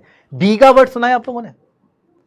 अगर कुछ स्टैंडर्ड, अगर मान लो मैं यहां के बीघा को कहीं दूसरी जगह, इंडिया के अंदर ही अलग अलग जगह का बीघा अलग अलग होता है, हमें कोई स्टैंडर्ड यूनिट ऐसी बनानी पड़ेगी जो हर जगह एक्सेप्टेबल हो और हर जगह फिक्स्ड हो। बनानी पड़ेगी या नहीं बनानी पड़ेगी? मान लो मैंने यहां से बोला कि यहां से हमारे पास कि 1 मीटर दूरी से हमारे पास एक, या 500 मीटर की दूरी से एक प्लेन गुजरा, एक एस्ट्रॉइड गुजरा, 500 किलोमीटर मान लो, चलो 500 किलोमीटर दूरी से एक एस्ट्रॉइड गुजरा। तो 500 किलोमीटर अगर किसी को इंफॉर्मेशन पहुंचानी है यूएस में, तो किलोमीटर की डेफिनेशन फिक्स होनी चाहिए या नहीं होनी चाहिए? That is a unit. Unit का काम है कि उसकी डेफिनेशन फिक्स हो और सबको पता हो और सब उसमें एग्री करते हो। यह कुछ बेसिक रिक्वायरमेंट है, नीड है, जिससे यूनिट्स बनती है। तो जैसे ही यूनिट बनेगी, that must be fixed, that must be accepted standard for the physical quantity by comparing which, फिर कंपेयर करके हम लोग किसी का भी मैग्नीट्यूड निकाल सकते हैं, अब ये मैग्नीट्यूड क्या है? मैग्नीट्यूड इज अ वैल्यू, ये वैल्यू है, आप समझिएगा, वैल्यू ऑफ दैट क्वांटिटी। जैसे कि स्पीड नाप ली आप लोगों ने मीटर पर सेकंड में, सुना है आप लोगों ने यूनिट मीटर पर second. That is a magnitude of a speed, कि आप 50 मीटर पर सेकंड से चल रहे हो, 10 मीटर पर सेकंड से चल रहे हो। क्लियर है? बहुत बढ़िया, सबको समझ में आ रही है बातें? ओके। अब यहां पर कुछ यूनिट्स के बारे में और बातें करूंगा। देखो, यूनिट्स समझना इंपॉर्टेंट है क्योंकि इस चैप्टर का नाम ही यूनिट्स एंड डायमेंशंस है। तो आपको एक चीज समझ में आ गई कि सर यूनिट्स ऐसी होनी चाहिए जो दुनिया में सबको पता हो। ऐसा ना हो मैंने अपने घर में 1 मीटर कुछ और बना रखा है, मैंने बोल दिया कि साहब ये 1 मीटर होता है, और मेरा पड़ोसी लड़ रहा है कि नहीं साहब ये 1 मीटर होता है, तो किसके 1 मीटर को हम वैल्यू देंगे? तो एक्सेप्टेड टू ऑल जो होगा वही हमारे पास 1 मीटर हो सकता है पूरे दुनिया में। अब इसको कौन गवर्न करता है सर? कि दुनिया में बहस होती है क्या कि 1 मीटर ये होगा, 1 मीटर वो होगा, 1 मीटर ये होगा? इसको सॉल्व किया गया बच्चे, इसको सॉल्व किया गया। कैसे सॉल्व किया गया? एक कॉन्फ्रेंस रखी गई और उस कॉन्फ्रेंस में दुनिया भर के रिप्रेजेंटेटिव गए और वहां पे उन्होंने डिसाइड किया कि साहब एक काम करेंगे, आप, बड़ा गड़बड़ होता है यार, हम मान लो कुछ एक्सपेरिमेंट कर रहे हैं इंडिया वाले, कुछ यूएस वाले एक्सपेरिमेंट कर रहे हैं, कुछ यूके वाले कर रहे हैं, कुछ चाइना में हो रहा है, अलग अलग दुनिया की जगह। अब सबने अलग अलग यूनिट में नाप रखा है।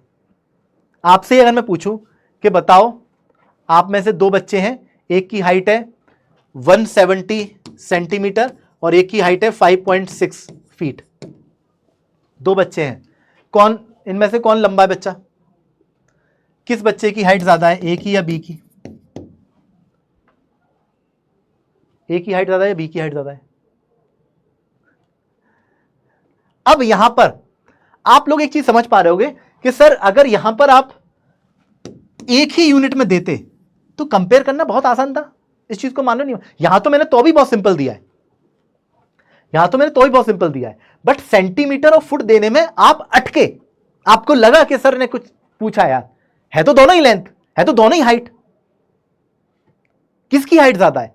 तो अगर आपने एक सेकंड भी थॉट लिया, सोचा, तो अगर मैं आपको यहां पर दोनों को ही सेंटीमीटर में या दोनों को ही फीट में दे देता, फुट में दे देता, तो क्या आपको कंपेयर करने में आसानी होती या नहीं होती? यही काम, यही थॉट दुनिया में महान महान देशों ने मिलकर या सभी देशों ने मिलकर, इंडिया भी एक पार्ट है, एक CGPM कॉन्फ्रेंस होती है, general conference on weight and measurement.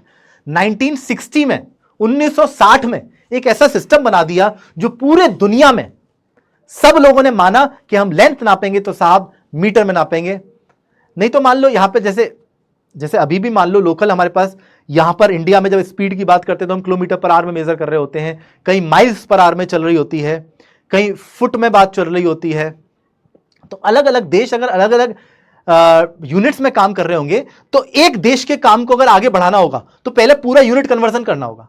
मान लो मैंने अपने घर में कुछ एक्सपेरिमेंट करा, इंडिया में कुछ साइंटिफिक लेवल पे बहुत बड़ा एक्सपेरिमेंट हुआ, बट इंडिया का जब डेटा आगे बढ़ाना था और मान लो कहीं यूएस में आगे उस रिसर्च को आगे ले जाना था, तो रिसर्च जब यूएस में पहुंची तो यूएस वाले पहले सारी यूनिट कन्वर्ट करें, बैठ के सारी यूनिट कन्वर्जन पहले करेंगे और फिर बाद में एक्सपेरिमेंट करेंगे, या पहले से ही एक स्टैंडर्ड मेजरमेंट रिजल्ट एक जगह से दूसरी जगह हर एक को एक ही यूनिट में काम अगर मिल जाए तो काम हो जाएगा। तो कुछ स्टैंडर्ड ऐसे बना लें जिससे काम चल जाए। मानता है कि नहीं मानता है?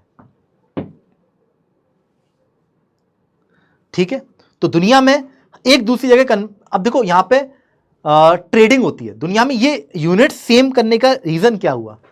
दुनिया में व्यापार, ट्रेडिंग, शिप्स, ये बहुत पुराना कल्चर है, बहुत पुराना। एक जगह से दूसरी जगह लोग व्यापार करने जाते थे, सोना लाते थे या कुछ बेचने जाते थे। तो मान लो मैं कुछ बेचने गया हूं, यहां पर केजी में नापा जाता है, वहां पर पौंड में नापा जाता है, और कन्वर्जन भी अगर डिफाइंड नहीं है प्रॉपर, पाउंड समझते हो आप लोग? जैसे मान लो यूके में एक टाइम पे पाउंड चलता था, फुट पाउंड सेकंड सिस्टम चलता था, अभी समझाऊंगा क्या होता है वो। तो अभी भी यूएस वगैरह में पाउंड वगैरह में ज्यादा चीजें नाप रहे होते हैं वे मास को। तो वहां पर आप जब ट्रेडिंग करने जाओगे तो दिक्कत होगी। तो दुनिया में ट्रेडर्स को सबसे ज्यादा ये दिक्कत हुई कि यार एक देश से दूसरे देश जाते हैं, यूनिट बदल जाती हैं, और अब उसी देश से जिस देश में हम करने जा रहे हैं पहले उनकी यूनिट समझो फिर ट्रेडिंग करो कि साहब तुम्हारे यहां बीघा कितना है। मैंने 2 बीघा जमीन खरीद ली और मान लो कि आप किसी इंडिया के किसी दूसरे शहर में, वहां पे बीघा कुछ अलग है, वहां कुछ बीघा अलग है।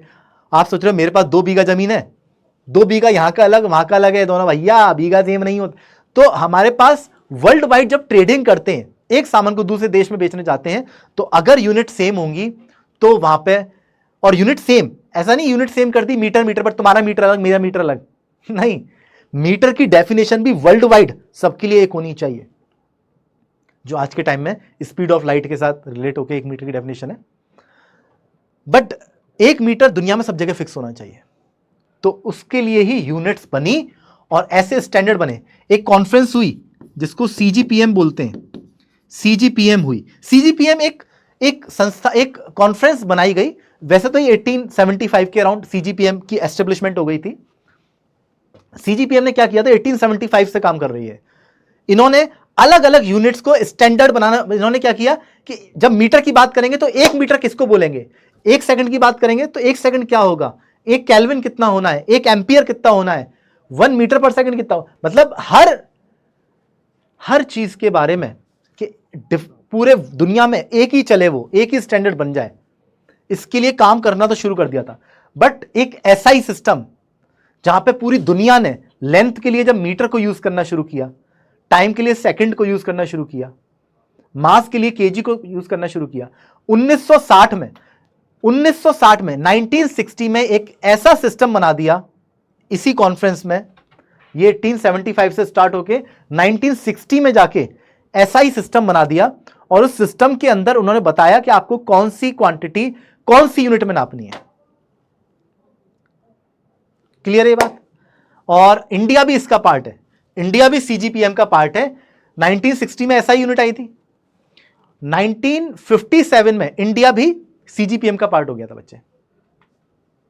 ठीक है, ओके ओके ओके ओके। तो यूनिट्स के लिए बात कर लेते हैं। Units are not just a label, they are essential for making a physical quantity meaningful, comparable, usable in physics. समझिएगा, जैसे मैं बोल दूं कि इस बोर्ड की या किसी की डिस्टेंस बोला मैंने, ए से लेके बी तक का डिस्टेंस जो है वो 100 है, ये डिस्टेंस है। क्या इस डिस्टेंस का कुछ मीनिंग है? दिस डिस्टेंस इज मीनिंगफुल और नॉट? ए से लेके बी तक का डिस्टेंस, ये दो पॉइंट है, ये दो लोकेशन है गूगल मैप पर, इनका और इनके बीच की दूरी 100 है। जब तक मैं नहीं लिखूं कि 100 मीटर है, 100 किलोमीटर है, क्या ये 100 कुछ मीनिंगफुल है? This unit makes it meaningful. Agreed और नॉट? एग्रीड और नॉट? बच्चे बिल्कुल यहां फोकस करके पढ़ो। मैं आप लोगों से कई बार बोल चुका हूं, आप लोगों को चैट पे ध्यान नहीं देना है।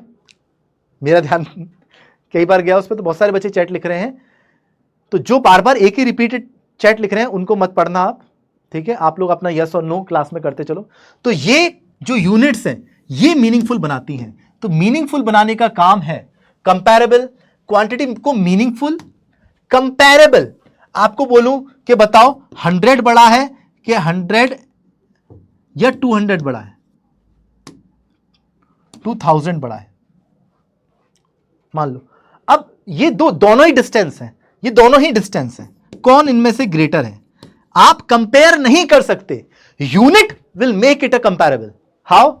अगर मैं यहां पे आपसे पूछूं कि 100 मीटर बड़ा है कि 200 सेंटीमीटर बड़ा है, सॉरी 2000 सेंटीमीटर,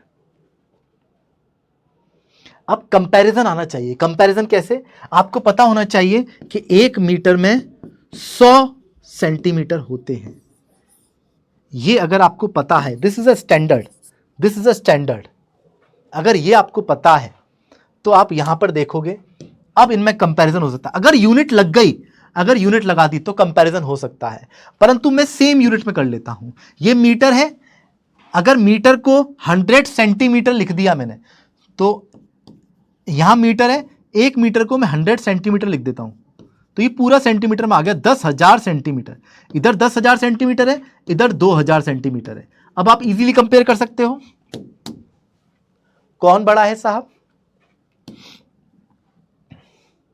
तो यूनिट्स जो है बहुत इंपॉर्टेंट चीज है। Units make it comparable and usable in physics. जब तक यूनिट्स नहीं होंगी तब तक आप किसी बात ही नहीं कर पाओगे। और यूनिट्स अलग अलग होंगी वो भी दिक्कत करती थी। जैसे मान लो यूएस में टेम्परेचर जब नाप रहे हैं तो फ़ारेनहाइट में नाप रहे हैं, नाम सुना होगा आप लोगों ने फ़ारेनहाइट, ये सब हम लोग थर्मल फिजिक्स के अंदर पढ़ेंगे। तो फ़ारेनहाइट में टेम्परेचर नाप रहे हैं, कहीं डिग्री सेल्सियस में नाप रहे हैं, कहीं केल्विन में नाप रहे हैं। तो अगेन आपको एक जगह का डेटा जब दूसरी जगह जाएगा, पूरा डेटा, बहुत बड़ा सा डेटा, तो आपको हर जगह इसमें कन्वर्जन करने पड़ेंगे पहले, ताकि आप उसको समझ पाओ। और अगर सबने ही एक ही यूनिट्स में, पूरे सब देशों की रिसर्च एक ही यूनिट में हो रही होगी, तो एक देश को दूसरे देश की रिसर्च को आगे बढ़ाने में काफी मदद मिलेगी। ठीक है, समझ में आई इस बात को? तो यूनिट्स क्या करती हैं? Units gives meaning to the number. कोई भी नंबर है उसको मीनिंग देती हैं। Enable comparison and allow communication universally. पूरे यूनिवर्स में उसको अलाउ करती है कम्युनिकेशन। होपफुली कितने लोग समझ पा रहे हैं, कितने लोग कंफर्टेबल हैं, कितने लोग समझ पा रहे हैं सारी बातें, यूनिट्स की इंपॉर्टेंस। चैप्टर का नाम है बच्चे यूनिट्स एंड डायमेंशंस। ओके, अब देखते हैं different system of units. What are the different system of units? और सिस्टम ऑफ यूनिट्स का मतलब क्या है? सिस्टम ऑफ यूनिट्स का मतलब क्या है? सबसे पहले इसको समझिए, सिस्टम ऑफ यूनिट्स का मतलब क्या है। देखो, पहले क्या होता था दुनिया में कि अलग अलग देश अपने इंटरनल, अपने रीजन वाइज कम्युनिकेट करने के लिए छोटे लोकल एरिया में ही अपने लिए कुछ यूनिट्स डिसाइड कर लेते थे कि जब हम लेंथ नापेंगे तो इस यूनिट में नापेंगे, हम लोग टाइम नापेंगे तो इस यूनिट में नापेंगे। तो आपस में जो आपस की दुकानें हैं, जो आपस के शहर हैं, वो कम्युनिकेट, ट्रेडिंग तो हर लेवल पे चल रही है। देश आपस में ट्रेडिंग कर रहे हैं, घरों में ट्रेडिंग हो रही है, दुकानों में ट्रेडिंग हो रही है, हर जगह जब चीजों का लेन देन होता है तो बातें करने के लिए कोई ना कोई यूनिट की रिक्वायरमेंट होगी। ये चीज सबको क्लियर हो गई होगी कि नंबर से काम नहीं चलेगा, नंबर के आगे यूनिट जरूरी है। तो अगर यूनिट डिसाइड हो गई है कि जरूरी है तो एक सिस्टम होना चाहिए कि हम किस में नापने वाले हैं। तो पहले क्या था, हर देश या हर लोकल रीजन अपने हिसाब से सिस्टम बना रहा था। तो उन्होंने पहले अलग अलग दुनिया में सिस्टम्स चले, जिसमें कुछ देश, मान लो कुछ रिसर्च के लिए उन्होंने सीजीएस सिस्टम्स यूज किया। अब सीजीएस सिस्टम क्या है इसके बारे में बताता हूं मैं। सीजीएस सिस्टम है हमारे पास centimetre gram second. Centimetre length है, ग्राम मास है। ये हमारे पास देखो सेंटीमीटर ग्राम सेकंड्स। यही नाम लेंथ, मास और सेकंड, टाइम, इन तीन की यूनिट्स के नाम पर पहले सिस्टम के नाम हुआ करते थे। क्या मतलब हुआ इस बात का, ये हमारे पास लेंथ है, ये हमारे पास मास है और ये हमारे पास टाइम है। ये तीन फिजिकल क्वांटिटी हैं जिनको नापा जाता है। इन तीन की यूनिट के बेसिस पर ही सिस्टम के नाम होते थे। बिकॉज सीजीएस सिस्टम एक ऐसा सिस्टम है जहां पे दुनिया में लोग लेंथ को सेंटीमीटर में नापते थे, मास को ग्राम में नापते थे, टाइम को सेकंड में नापते थे, और इन तीन क्वांटिटी को ही फंडामेंटल माना जाता था। फंडामेंटल क्या होता है आज की क्लास में समझेंगे हम लोग, बट इन तीन क्वांटिटी को फंडामेंटल माना जाता था। क्लियर है बात। तो तीन को फंडामेंटल मानते थे, तो इसके बेसिस पर ही यहां पर सिस्टम ऑफ यूनिट्स डिफाइन की गई। और कैसे डिफाइन की गई और कहां डिफाइन होंगी इसको समझते हैं हम लोग। सबसे पहले सिस्टम ऑफ यूनिट्स इधर है और इनकी फुल फॉर्म्स इधर है। सिस्टम ऑफ यूनिट्स इधर है और फुल फॉर्म इधर है। तो डिफरेंट सिस्टम ऑफ यूनिट्स पढ़ेंगे। सबसे पहले सीजीएस सिस्टम। सीजीएस सिस्टम है हमारे पास centimetre gram second system, full form है हमारे पास। दूसरा है एमकेएस सिस्टम। एमकेएस सिस्टम है हमारे पास मीटर किलोग्राम सेकंड सिस्टम। तीसरा है एफपीएस सिस्टम। एफपीएस सिस्टम है फुट पाउंड सेकंड सिस्टम। अब देखो यहां पर तीन सिस्टम है ये। इन तीनों सिस्टम में आप एक चीज कॉमन देख रहे हो कि इन्होंने पहले लेंथ कॉमा मास और कॉमा टाइम, ये तीन फिजिकल क्वांटिटी की वो क्या यूनिट्स यूज कर रहे हैं, इसके बेसिस पे उन्होंने सिस्टम्स के नाम दे रखे हैं साहब। CGS system, MKS system, FPS system. इन तीन में क्या ऐसी खास बात थी सर, इन्हीं के नाम पे सिस्टम क्यों दिया? कुछ फंडामेंटल क्वांटिटीज होती हैं, अभी मैं बताऊंगा क्या होती हैं वो, बट मैं आपको इतना बता देता हूं कि इन सिस्टम्स के अंदर तीन ही फिजिकल फंडामेंटल क्वांटिटीज मानी जाती थी। और जब एसआई सिस्टम आया, एसआई सिस्टम याद करो मैंने क्या बोला था, एक ऐसा सिस्टम आया जो यूनिवर्सली सबने बोला, एक कॉन्फ्रेंस में दुनिया भर के रिप्रेजेंटेटिव पहुंचे हर देश से और बोला कि हाँ भाई बताओ, एक जगह बैठे कॉन्फ्रेंस हुई, उन्होंने कहा एक काम करते हैं साहब, आप बता दो किसको लेंथ में क्या किसको नापना है, किस यूनिट में नापना है, और मास को किस में नापना है, टेम्परेचर को किस में नापना है, करंट को किस में नापना है, अमाउंट ऑफ सब्सटेंस को किस में नापना है। कुछ क्वांटिटीज ऐसी ढूंढी गई जिन पर बैठ के डिसाइड किया गया और उसी सिस्टम को बोला गया एसआई सिस्टम। क्योंकि ये सब फ्रांस में हो रहा था, तो ये इसकी फुल फॉर्म जो है वो फ्रेंच में है। अगर मैं देखूं फ्रॉम फ्रेंच तो इसकी सिस्टम इंटरनेशनल फ्रेंच में है, मतलब इसकी फुल फॉर्म, बट हमारे लिए एसआई का मतलब रहेगा international system of units. English में इसका मतलब यही है। ऐसे ही सीजीपीएम भी फ्रेंच में है, इसकी full form conference on general और पीडीएम मेजरमेंट, बट अपने को उसमें नहीं जाना। हम लोगों के लिए क्या है, सीजीपीएम की full form general conference on weight and measurement. General conference on weight and measurement कब बना था ये? 1960 में ये कॉन्फ्रेंस हुई। ईयर इतना इंपॉर्टेंट नहीं है अपने लिए, बट मैं बता रहा हूं क्योंकि हिस्ट्री में आपको थोड़ा सा अगर इंटरेस्ट आ जाए कि एक्चुअल में ये सब चीजें कब हो रही थी, कब हो रही थी ये सब चीजें, कब डिसाइड हो रहा था, थोड़ा सा पता होगा तो ज्यादा मजा आएगा। 1960 में 1960 में एसआई सिस्टम डिफाइन हुआ। एसआई सिस्टम क्या है? एसआई सिस्टम है जो आज यूज हो रहा है। 1960 से लगातार पूरी दुनिया एक ही सिस्टम फॉलो कर रही है, दैट इज एसआई सिस्टम। उसको बोलते हैं इंटरनेशनल सिस्टम ऑफ यूनिट्स। ठीक है, क्लियर है क्या? क्लियर है क्या? तो सीजीपीएम एक जनरल कॉन्फ्रेंस फ्रांस के अंदर हुई और तय कर लिया सबने बैठ के कि हाँ भाई ठीक है, ऐसा ऐसे करेंगे। बढ़िया किया सबने। ठीक है, आगे बढ़ते हैं और बात करते हैं प्रॉपर्टीज ऑफ यूनिट्स की। जब ये चीज डिसाइड कर रहे थे कि ठीक है साहब, ठीक है साहब, कर लेते हैं, एक यूनिट डिसाइड कर लेते हैं कि साहब लेंथ को नापेंगे तो मीटर में ही नापेंगे। बट मीटर किसको बोलोगे ये तो बताओ। मान लो कोई बोल दे, फ्रांस में बोल दे कोई कि मैं तो साहब इसको मीटर बोलूंगा, या मैं एक ये टाइटेनियम की रॉड है, इसकी जो भी लेंथ है इसको मीटर बोलूंगा, और उसने रॉड रख दी अपनी तिजोरी में। तो मान लो फ्रांस में अगर रॉड एक पड़ी हुई है जिसको 1 मीटर बोलते हैं और मुझे इंडिया में मेजर करना है, तो मैं रॉड लेके आऊंगा और रॉड ले भी आया तो क्या वो रॉड का साइज, मान लो वहां पे कुछ टेम्परेचर है, यहां पर कुछ टेम्परेचर है, टेम्परेचर चेंज होने की वजह से क्या रॉड फैलती छोटी होती है? दुनिया में ठंडी जगह पे ले गए उस रॉड को या गर्म जगह पे ले गए तो क्या बराबर साइज रहने वाला है? नहीं। तो ऐसी डेफिनेशंस नहीं होनी चाहिए। जब 1 मीटर बोला गया तो कुछ ऐसी डेफिनेशन होनी चाहिए जो सबको मंजूर हो और हर देश उसको रिप्रोड्यूस कर पाए। मान लो इंडिया में 1 मीटर अभी तय करना है कितना होगा, तो कोई डेफिनेशन ऐसी बनाओ उसकी जो हर जगह बराबर पहुंचे। तो ऐसे करने के लिए कुछ प्रॉपर्टीज बनाई गई, और वो प्रॉपर्टीज क्या बनाई गई? यूनिट्स कैसे डिफाइन होनी चाहिए। यूनिट्स को डिफाइन करने के लिए properties of a good units, एक एक करके बात करेंगे। वेल डिफाइंड का मतलब क्या है? Clearly and unambiguous system. कोई भी कंफ्यूजन नहीं होना चाहिए। ऐसा नहीं कि वो वैसे कर लेंगे यार, 1 मीटर, हाँ ठीक है वही वाला जो तू सोच रहा है ना, हाँ वही है 1 मीटर। ऐसे नहीं। वेल डिफाइंड क्या है 1 मीटर, क्या होगा 1 मीटर, क्लियरली बताना है अपने को। अनएम्बिगुअस मतलब कोई भी उसमें कंफ्यूजन ना हो, एकदम क्लियर हो सबको। ठीक है। Invariable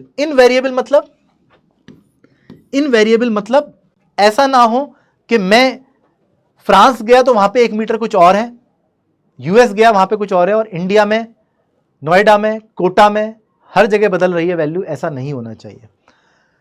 does not change with time, place और फिजिकल कंडीशंस। ऐसा नहीं हो कि मैं जब कोटा में बैठा हूं और 50 डिग्री सेल्सियस तापमान पहुंच गया और कहीं ठंड में चला गया मैं अंटार्कटिका, वहां पे टेम्परेचर बहुत कम हो गया, तो मैं जगह वहां का लैंड नापूं और यहां पे लैंड नाप रहा हूं अलग अलग। यहां पर मान लो जगह है मेरे पास, वहां भी जगह है मेरे पास, तो अलग अलग एरिया को मैं सेम नंबर से रिप्रेजेंट कर रहा हूं, जो कि गलत हो जाएगा। तो इनवेरिएबल होना चाहिए और इजीली रिप्रोड्यूसेबल होना चाहिए। मतलब क्या है इस बात का? Easily reproducible. आप कहीं पर भी हो दुनिया में, हर जगह 1 मीटर अगर डिफाइन करना है तो तुरंत के तुरंत यहीं के यहीं बना लो। ठीक है। Can be recreated anywhere using a standard methods और कन्वीनियंट साइज। अच्छा, अब ऐसा नहीं होना चाहिए कि मेरे को साहब इस पेन की लेंथ नापनी है और मैं किलोमीटर में नाप रहा हूं। ऐसा नहीं होना चाहिए। तो कुछ ऐसी यूनिट होनी चाहिए जो बहुत ज्यादा बड़ी भी ना हो, बहुत ज्यादा छोटी भी ना हो। Neither too large nor too small, of convenient size. जैसे कि 1 मीटर से 1 सेंटीमीटर भी रख सकते थे स्टैंडर्ड। 1 मीटर रखा गया जो कि ना बहुत ज्यादा बड़ा है, किलोमीटरों में या माइल्स में बात नहीं हो रही है। ठीक है। और 1 सेंटीमीटर भी नहीं रखा गया ताकि बहुत छोटा भी ना हो जाए। ठीक है। व्हाट इज मैग्नीट्यूड आएगा बेटा, बिल्कुल परेशान नहीं होना है। ठीक है। कुछ बच्चे मैग्नीट्यूड मैं समझाऊंगा बिल्कुल। जब हम फिजिकल क्वांटिटी को कैटेगराइज करेंगे तो वहां पर एक कैटेगराइजेशन आगे जाके आएगा, मैग्नीट्यूड पे भी हम लोग चर्चा कर रहे होंगे। यूनिवर्सली एक्सेप्टेड क्या मतलब है? ऐसा ना हो कि आप तो, ऐसा नहीं है कॉन्फ्रेंस में एक आदमी बैठा और डिक्टेटर बन के बोलता रहा कि ये होगा, ऐसा ही होना है, तुम सबको मानना पड़ेगा, ऐसा नहीं है। उस CGPM general conference on weight and measurement के अंदर सब देशों के रिप्रेजेंटेटिव बैठे और उन्होंने मिलकर आपस में डिस्कशन किया ये कि ठीक है, जहां पर सब लोग एग्री हुए वही यूनिट को स्टैंडर्ड रखा गया। ठीक है, properties of a good unit. Good unit का मतलब ये हो गया SI यूनिट, किसको स्टैंडर्ड माना गया। हम जब गुड यूनिट की बात कर रहे हैं तो SI यूनिट्स की बात कर रहे हैं। SI यूनिट, क्यों SI यूनिट की बात कर रहे हैं हम लोग? क्योंकि इंटरनेशनल सिस्टम ऑफ यूनिट्स जब माना जा रहा है तो हम कौन सी यूनिट को उसके कैटेगरी के अंदर डालें, that depends on these properties.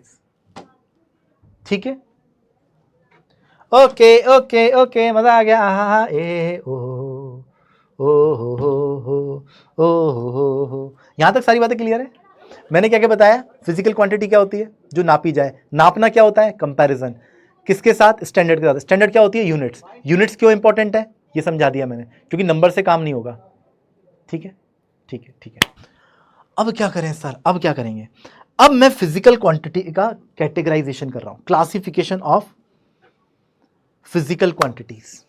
यहां पर अलग अलग बेसिस पर हम लोग क्लासिफिकेशन कर सकते हैं। फिलहाल के लिए जो हमारे लिए क्लासिफिकेशन जरूरी है, that is on the basis of dependency. On the basis of direction वगैरह भी बात कर सकते हैं, जहां पर हम लोग मैग्नीट्यूड वगैरह को डिटेल में समझ रहे होंगे कि मैग्नीट्यूड क्या होता है, डायरेक्शंस क्या होती हैं, फिजिकल क्वांटिटी कैसे कैसे कैटेगराइज हो सकती हैं, जो कि आगे आने वाली क्लासेस में हम लोग देख रहे होंगे। बट आज के लिए या फिलहाल के लिए हम लोग कैटेगराइजेशन करेंगे किस बेसिस पर, कि उनकी डिपेंडेंसी किस तरह से फिजिकल क्वांटिटीज की। तो सबसे पहले क्लासिफिकेशन ऑफ फिजिकल क्वांटिटी आएगा हमारे पास, जिसमें हम लोग दो तरह के बोलेंगे, फंडामेंटल और बेस क्वांटिटीज, दूसरी होंगी ड्राइव्ड फिजिकल क्वांटिटीज। शॉर्ट में बता दूं, ये इंडिपेंडेंट होंगी। इंडिपेंडेंट किसके? ऐसी क्वांटिटीज जो आपस में भी इंडिपेंडेंट है और किसी और पे भी डिपेंड नहीं करती। कुछ एक ग्रुप ऑफ क्वांटिटी। अब देखो फिजिकल क्वांटिटी कितनी होंगी? फिजिकल क्वांटिटी बहुत सारी हो गई, और पूरे फिजिक्स में आपके सिलेबस में कितनी है? बहुत सारी है, बहुत सारी। हम लोग शुरू कर रहे होंगे लेंथ, टाइम, मास से, फिर जा रहे होंगे हम लोग टेम्परेचर, करंट पर, अमाउंट ऑफ सब्सटेंस पर, लुमिनस। कुछ तो फंडामेंटल हो जाएंगे हमारे पास। अब फंडामेंटल के अलावा भी क्वांटिटीज बहुत सारी है हमारे पास। फोर्स हो गई, वर्क हो गई, टॉर्क हो गई, इलेक्ट्रिक फील्ड हो गई, मैग्नेटिक फील्ड हो गई। पूरे IIT JEE के सिलेबस के अंदर बहुत सारी चीजें पढ़ने वाले हो आप लोग। बट वो सारी यूनिट्स में से कितने को इधर डाला जाए, कितने को इधर डाला जाए, कितने इधर डाले जाए, कितने इधर डाले जाए, दैट डिपेंड्स। हम लोग नाम दे रहे हैं दो, फंडामेंटल और ड्राइव्ड फिजिकल क्वांटिटी। फंडामेंटल वो जो किसी पर भी डिपेंड नहीं करती, जैसे कि फंडामेंटल और base quantities, these those physical quantities which are independent of each other and cannot be derived from any other physical quantities, cannot be derived, independent है। फॉर एग्जाम्पल अगर मैं आपको बोलूं लेंथ को क्या आप ड्राइव कर सकते हो या मास से ड्राइव कर सकते हो? क्या नहीं कर सकते। लेंथ एक इंडिपेंडेंट चीज है, मास एक इंडिपेंडेंट चीज है। ओके, क्या ऐसा बोल सकता हूं मैं 2 मीटर का मास, 2 मीटर का एक रॉड है, वो रॉड 2 मीटर की रॉड क्या 5 किलो की हो सकती है, और वही 2 मीटर की रॉड क्या 1 किलो की भी हो सकती है? हाँ, अगर ये अलग अलग मेटेरियल की बनी हुई है तो लेंथ का और मास का कोई भी रिलेशन नहीं है ऐसे। ये बात समझ रहे हो? तो लेंथ से आप मास 2 मीटर मतलब 2 kg नहीं होगा। That depends on the material density and many things. तो यहां पर ये इंडिपेंडेंट है आपस में। अरे मानता है कि नहीं मानता है? तो ऐसी कुछ क्वांटिटीज होंगी जो आपस में भी इंडिपेंडेंट है और किसी और फिजिकल क्वांटिटी पे भी डिपेंड नहीं करती, जिसमें हमारे पास 7 फिजिकल क्वांटिटी आएंगी। एक है लेंथ, दूसरी है मास, तीसरी है टाइम,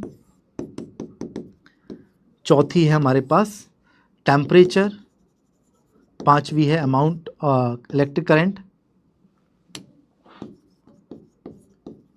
इलेक्ट्रिक करंट, पूरी टेबल है बच्चे यहां पर।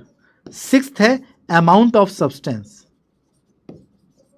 Amount of substance, and seventh है ल्यूमिनस इंटेंसिटी।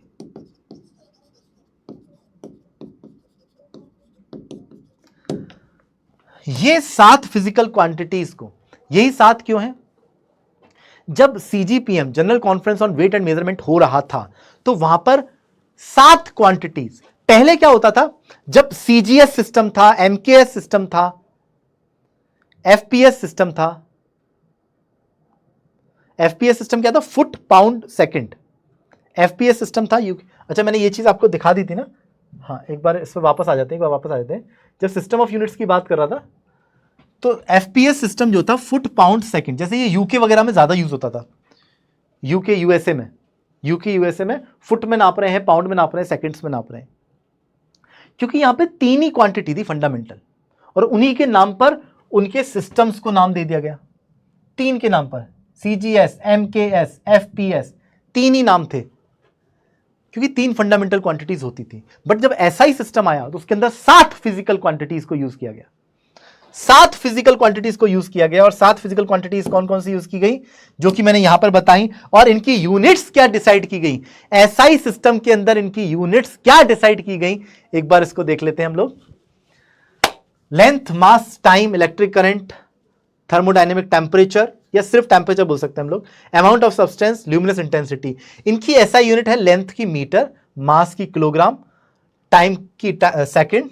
यहां पर थर्मोडायनेमिक वर्ड हटा दो, कोई भी नीड अपने को फिलहाल नहीं है। हम लोग, मैं यहां से हटा दे रहा हूं ताकि आप लोग परेशान ना हो उसके चक्कर में। टेम्परेचर, सिंपली टेम्परेचर, टेम्परेचर की बात होगी अपने पास, that means kelvin. Amount of substance को मोल में नाप रहे हैं, ल्यूमिनस इंटेंसिटी को कैंडेला में नाप रहे हैं। अब ये ल्यूमिनस इंटेंसिटी क्या होती है, अमाउंट ऑफ सब्सटेंस क्या होता है, temperature, electric current. Electric current तो अपने आपने देखा होगा, 10th क्लास अगर पास करी आपने तो वहां पे करंट इलेक्ट्रिसिटी है बेसिक तौर पे आपके सामने। तो electric current ampere, electric current को फंडामेंटल रखा गया। 7 फिजिकल क्वांटिटीज हैं जिन्हें फंडामेंटल माना गया। एसआई जो कॉन्फ्रेंस चल रही थी वहां पे सब बैठे हुए थे। ये 7 किसी पे डिपेंड नहीं करती, बाकी जितनी भी फिजिकल क्वांटिटीज हैं उनको इनके रेस्पेक्ट में लिखा जा सकता है। इसी बात को देखो, those physical quantities which are independent of each other and cannot derived from any other physical quantities, and बाकी जितनी भी फिजिकल क्वांटिटी है वो इनके टर्म्स में लिखी जा सकती है। ठीक है, any other physical quantity can be expressed in terms of these physical quantity। इसका क्या मतलब है सर? देखो, आसान शब्दों में समझना, आसान शब्दों में समझेंगे। आसान शब्दों में ये कह रहा हूं, इसको स्टार बना के लिख देता हूं, ये भी एक इंपॉर्टेंट पॉइंट है। फंडामेंटल क्वांटिटी हो गई जो आपस में इंडिपेंडेंट है और उनका किसी भी और क्वांटिटी के साथ डेरिवेशन नहीं हो सकता, परंतु बाकी जितनी क्वांटिटी है उनका डेरिवेशन या उनको लिखने के लिए इन्हीं 7 क्वांटिटी की मदद चाहिए होती है। ऐसी क्वांटिटी को हम लोग फंडामेंटल बोलते हैं। दीज फिजिकल क्वांटिटी, ये दीज कौन सी है, ये दीज का मतलब है, ये दीज का मतलब है फंडामेंटल। फंडामेंटल को ही बेस यूनिट्स कहते हैं हम लोग। मानता है कि नहीं मानता है? मानता है कि नहीं मानता है? बताओ बताओ बताओ बताओ बताओ, मानता है ना? क्लियर है क्या? तो इन्हीं क्वांटिटीज को, जो भी क्वांटिटीज इनके अलावा हैं और इनकी मदद से जिनको लिखते हैं हम लोग, उसको बोलते हैं ड्राइव्ड फिजिकल क्वांटिटी, जो कि हमारे पास दूसरे नंबर की क्वांटिटी है, derived physical quantity. Derived physical quantity क्या है? The quantities which can be expressed in terms of the fundamental quantities are known as the derived physical quantities।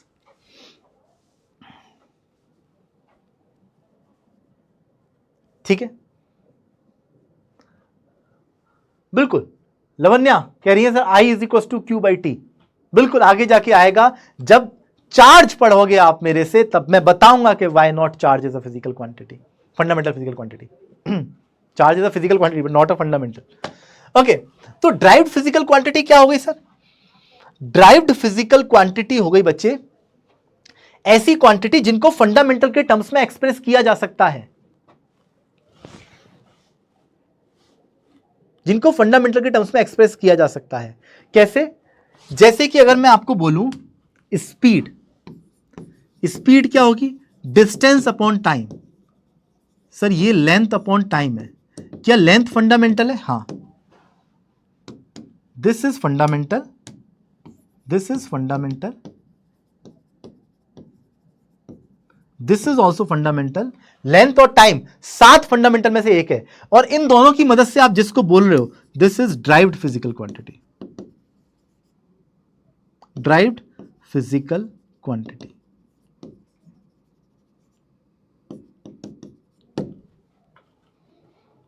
Hey, agreed or not? Agreed or not? Agreed or not?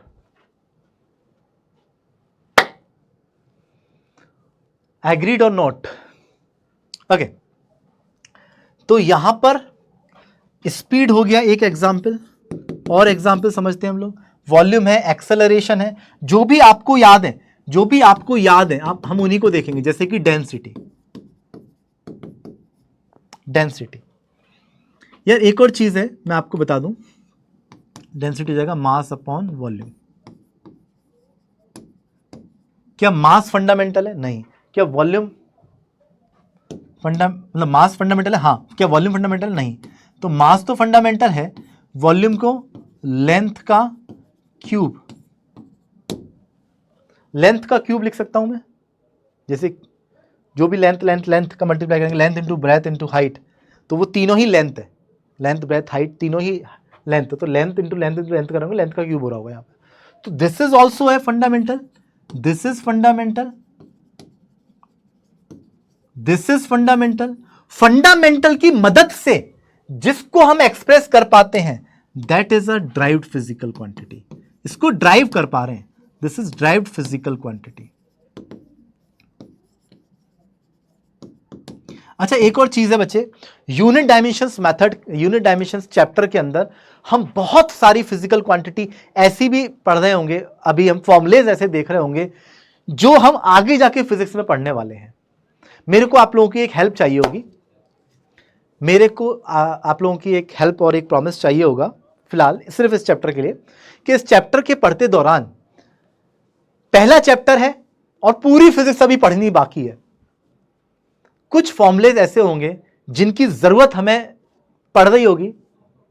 ज्यादातर आप questions देखोगे तो formula आपको दे रखा होगा, but कभी formula नहीं दे रखा होगा तो मैं आपको फॉर्मूला दूंगा, आप कुछ समय के लिए उस फॉर्मूले को याद कर लेंगे।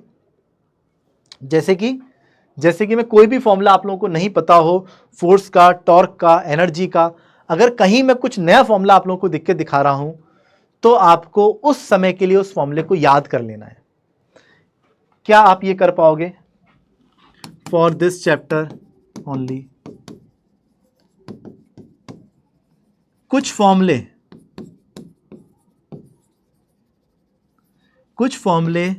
याद करने पड़ेंगे, कुछ फॉर्मूले याद करने पड़ेंगे जो आगे फिजिक्स में हम लोग पढ़ने वाले हैं,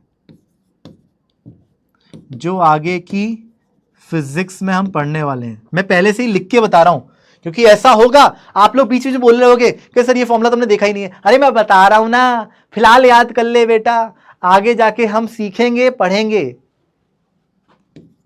फिजिक्स में पढ़ेंगे, ठीक है, जो आगे जाके पढ़ेंगे। फिलहाल याद करना है, ये आप मान लो, ये आपको प्रॉमिस करना है कि आपको याद करना है वो, ठीक है। ये काम अपने को करना पड़ेगा इस चैप्टर के लिए, सिर्फ ये। मैं कुछ भी आपको जैसे बोल रहा हूँ कि बच्चे हमारे पास एक फॉर्मूला होगा फोर्स का 6 पाई ईटा आरवी, अभी याद नहीं करना है, तो मैं तब बताऊंगा कि ये क्या ये क्या ये क्या है। कुछ भी लिख रहा हूँ, जैसे मैं लिख रहा हूँ टाउ आर एफ, इस तरह से लिख दूंगा मैं, या बोल दूंगा कि एक और फॉर्मूला होता है एफ, ये भी हमारे पास F/L, कुछ सरफेस टेंशन जैसी चीजें, बहुत सारे फॉर्मुलेज हैं जो पूरी फिजिक्स में आते हैं। बट यहां पर एक फायदा आपको होने वाला है, जब यूनिट डायमेंशन चैप्टर पढ़ रहे होगे, थोड़ा थोड़ा उन फॉर्मुलेज को अगर देख लोगे और जब आप आगे की फिजिक्स में उनको पढ़ रहे होगे तो आपको इन फॉर्मुलेज पर और ज्यादा भरोसा हो जाएगा, क्योंकि आप इनका एक छोटा सा रूप इस चैप्टर में भी देख चुके होगे। ठीक है, इस चैप्टर में भी आप एक छोटा सा रूप देख चुके होंगे, तो इसलिए उन फॉर्मुलेस पे और भरोसा हो जाएगा। तो ये बहुत बेटर पॉइंट है आप लोगों के लिए। अभी याद कर लोगे, फिर आगे जाके हम लोग सबके डेरिवेशंस करने वाले हैं इस बैच के अंदर। सारे प्रूफ, सारे डेरिवेशन, जो सब कुछ रिक्वायर्ड है, वही वो सारे काम हम इस बैच के अंदर कर रहे होंगे। ये बैच बच्चे बहुत इंपॉर्टेंट है, मेरे लिए बहुत इंपॉर्टेंट है, आप लोगों के लिए बहुत इंपॉर्टेंट है। मैं आपका साथ नहीं छोड़ने वाला इस बैच में। तो आपको भी जो करने की मैं बोल दूं, आपको ब्लाइंडली सपोर्ट करना है, ब्लाइंडली फॉलो करना है उस चीज को। ठीक है, ओके। तो यहां पर कुछ फॉर्मूले हैं, अगर आपको नहीं आते तो मैं आपको बता दूंगा। जो डेंसिटी वाला चलो आपको आता है। अगर मैं आपसे एक्सेलरेशन पूछता तो आपको एक्सेलरेशन आता है। Acceleration is a derived physical quantity. क्या आप प्रूफ कर सकते हैं कि acceleration is a derived physical quantity? या वेलोसिटी करो, वेलोसिटी, वेलोसिटी इज ऑल्सो है सर। वेलोसिटी आपने सुना है? वेलोसिटी,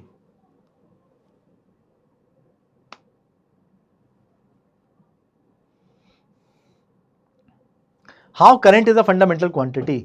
वाई बड़े लोगों ने जनरल कॉन्फ्रेंस और मेजरमेंट में करंट को रखा, चार्ज को क्यों नहीं रखा? इसका पूरा बच्चे डिस्कशन है, इसका पूरा डिस्कशन है। आप आगे जब पढ़ोगे, जब मैं चार्ज पढ़ाता हूं तब आपको बताता हूं। आप बिल्कुल चिंता मत करो, आपको आगे इसका लॉजिक पूरा मिल रहा होगा। Why charge is not a fundamental. Okay, velocity is a displacement upon time. सुना है क्या आप लोगों ने? क्या ये फॉर्मूला सुना है सर? ये तो सुना है, डिस्प्लेसमेंट अपॉन टाइम। और डिस्प्लेसमेंट भी क्या क्या ये फंडामेंटल है? हाँ, डिस्प्लेसमेंट एक्चुअल में सर लेंथ ही तो होती है, दो पॉइंट्स के बीच की शॉर्टेस्ट दूरी होती है। क्या आगे जाके पढ़ेंगे हम लोग। अभी बहुत ज्यादा इन पर परेशान नहीं होना है कि क्वांटिटी क्या रिप्रेजेंट करती है, नहीं। अभी हमें सिर्फ देखना है कि कौन सी क्वांटिटी ड्राइव्ड है, कौन सी फंडामेंटल है। उन सात के अलावा हम जो भी क्वांटिटी यहां पर देख रहे हैं, लेंथ अपॉन टाइम, ये भी फंडामेंटल है। मैं शॉर्ट में लिख रहा हूं, fundamental physical quantity, fundamental physical quantity. ठीक है, ये भी फंडामेंटल फिजिकल क्वांटिटी, ये फंडामेंटल क्वांटिटी, और ये हमारे पास derived physical quantity, derived physical quantity. और कोई क्वांटिटी आपको याद आ रही हो तो? एक्सेलरेशन या फोर्स आप कर सकते हो, एक्सेलरेशन और फोर्स का रिलेशन निकाल सकते हो। कहां पर जाके, ये बहुत इंपॉर्टेंट है बच्चे, ये बहुत सिंपल है और बहुत अच्छा। अभी मैंने मान लो आपको फॉर्मूले नहीं बताए, तो क्या कोई भी दुनिया का कोई भी फॉर्मूला आपको एक्सेलरेशन का या फोर्स का आता है? उन फॉर्मूले को याद करते हुए आप ये चीज प्रूफ करो कि हम इसको अगर आगे लेके जाएंगे तो हम लोग फंडामेंटल क्वांटिटीज पर पहुंच जाएंगे, इसको भी आगे लेके जाएंगे तो हम फंडामेंटल क्वांटिटीज पर पहुंच जाएंगे। क्या ऐसा प्रूफ कर सकते हैं हम लोग? बताओ बताओ बताओ।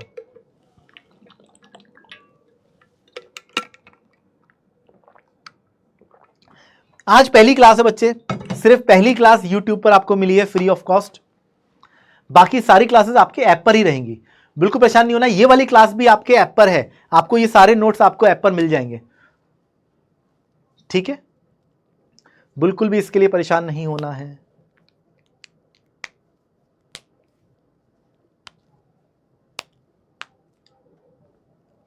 ठीक है, ठीक है।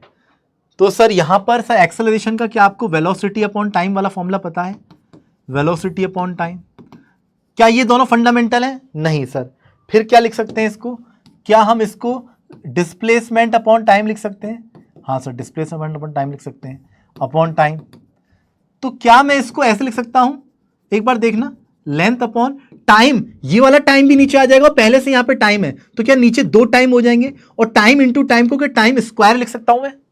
एक बार ये देखेंगे, इतना सब बच्चे समझते हैं, time into time that is time square.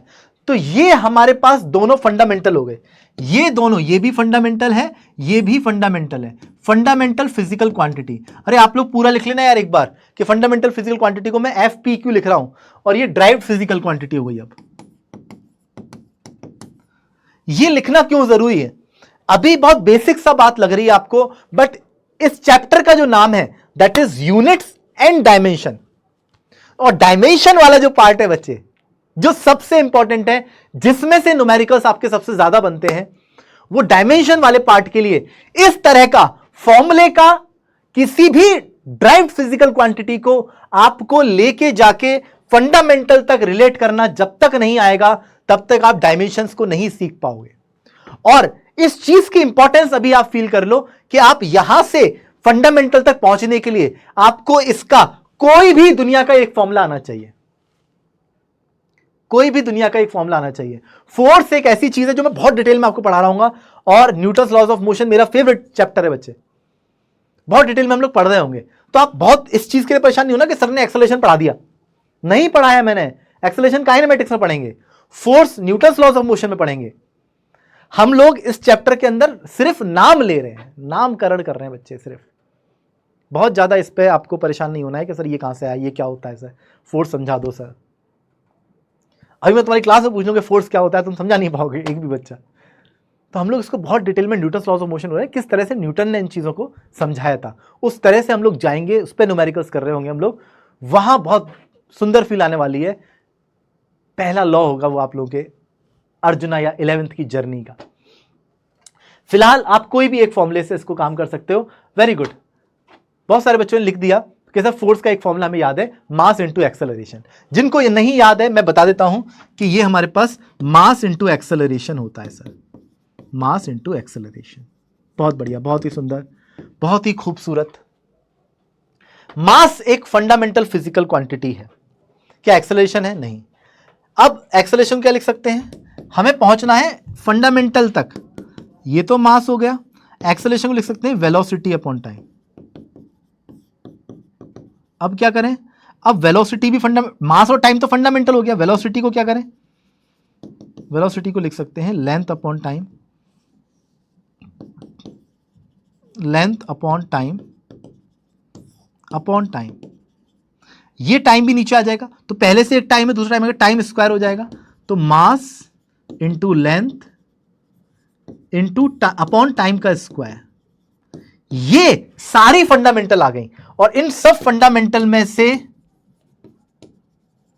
इन सब फंडामेंटल फिजिकल क्वांटिटी, ये भी फंडामेंटल, ये भी फंडामेंटल, ये भी फंडामेंटल, और ये हमारे पास हो गई ड्राइव्ड, ड्राइव्ड फिजिकल क्वांटिटी। मानता है कि नहीं मानता है? एक और दें, एक और दें।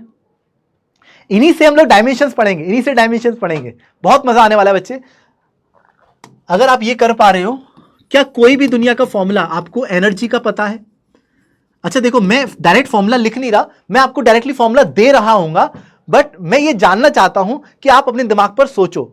आप सोचो कि क्या कोई भी दुनिया का फॉर्मूला पता है? क्या मुझे काइनेटिक एनर्जी का कोई भी फॉर्मूला पता है? क्या मुझे कुछ भी एनर्जी से रिलेटेड पता है? हाँ, एनर्जी से रिलेटेड पता है। क्या पता है? काइनेटिक एनर्जी पता है सर। एनर्जी सर हमारे पास, काइनेटिक एनर्जी की जब बात करते हैं तो या फिर हम हाफ mv², इस हाफ इज अ यूनिटलेस, इसकी कोई भी यूनिट नहीं होती है, कोई भी क्वांटिटी यहां पर। इसकी डायमेंशन तो आगे पढ़ेंगे हम लोग। ये हमारे पास हाफ जस्ट एक कांस्टेंट है, इसकी टेंशन अपने को नहीं लेनी। तो यहां पर अगर हम लोग देखेंगे तो ये हमारे पास मास है और यहां वेलोसिटी है, तो क्या इसको हम लिख सकते हैं मास इंटू वेलोसिटी को क्या लिख सकते हैं, लेंथ अपॉन टाइम, और वेलोसिटी का स्क्वायर हो रहा है मतलब लेंथ का भी स्क्वायर हो रहा है, टाइम का भी स्क्वायर हो रहा है। तो हम इस एनर्जी को लिख सकते हैं मास, हाफ लिखा हुआ है आगे, हाफ के लिए परेशान ना हो, ये किसी काम का नहीं है। हाफ तो डिपेंड ही नहीं कर रहा ना किसी, वो तो कांस्टेंट चीज है। जो चीज डिपेंडेंसी है वो डिपेंड कर रहा है फंडामेंटल फिजिकल क्वांटिटी पे। तो जो भी क्वांटिटी फंडामेंटल पे डिपेंड करती है वो ड्राइव्ड कहलाती है। तो यहां पर मास इंटू लेंथ का स्क्वायर अपॉन टाइम का स्क्वायर। मानता है कि नहीं मानता है? मानता है कि नहीं मानता है? So this is our derived physical quantity, these are fundamental physical quantity. ये सब फंडामेंटल है और ये ड्राइव्ड है। इसके आगे बहुत सारे फॉर्मूले बच्चे और आने वाले हैं, बट आपको बिल्कुल परेशान नहीं होना है। मैं सारे फॉर्मूले आपको इस चैप्टर के अंदर बताऊंगा जिन जिन पर, और कोई मान लो सर ऐसा क्वेश्चन टेस्ट में आ गया जिसमें ऐसी क्वांटिटी दे दी हमें फॉर्मूला ही नहीं पता होगा, ऐसा नहीं होगा बच्चे। और अगर ऐसा होगा तो आपको क्वेश्चन की लास्ट में ब्रैकेट में फॉर्मूला दे रखा होगा। तो बिल्कुल भी परेशान ना हो इस चीज के लिए, बहुत सिंपल है। आप अगर सिस्टमैटिकली फॉलो करते जाएंगे तो आप किसी भी क्वांटिटी को अंत तक ले जाके फंडामेंटल तक पहुंचा देंगे, क्योंकि फंडामेंटल ही एक ऐसी चीज है जिसके टर्म्स में बाकी फिजिकल क्वांटिटी लिखी जाती है। अंडरस्टूड? अंडरस्टूड। एक बार मैं आपको दिखा दूं यहां पर कि हम लोगों ने क्या क्या पढ़ा है।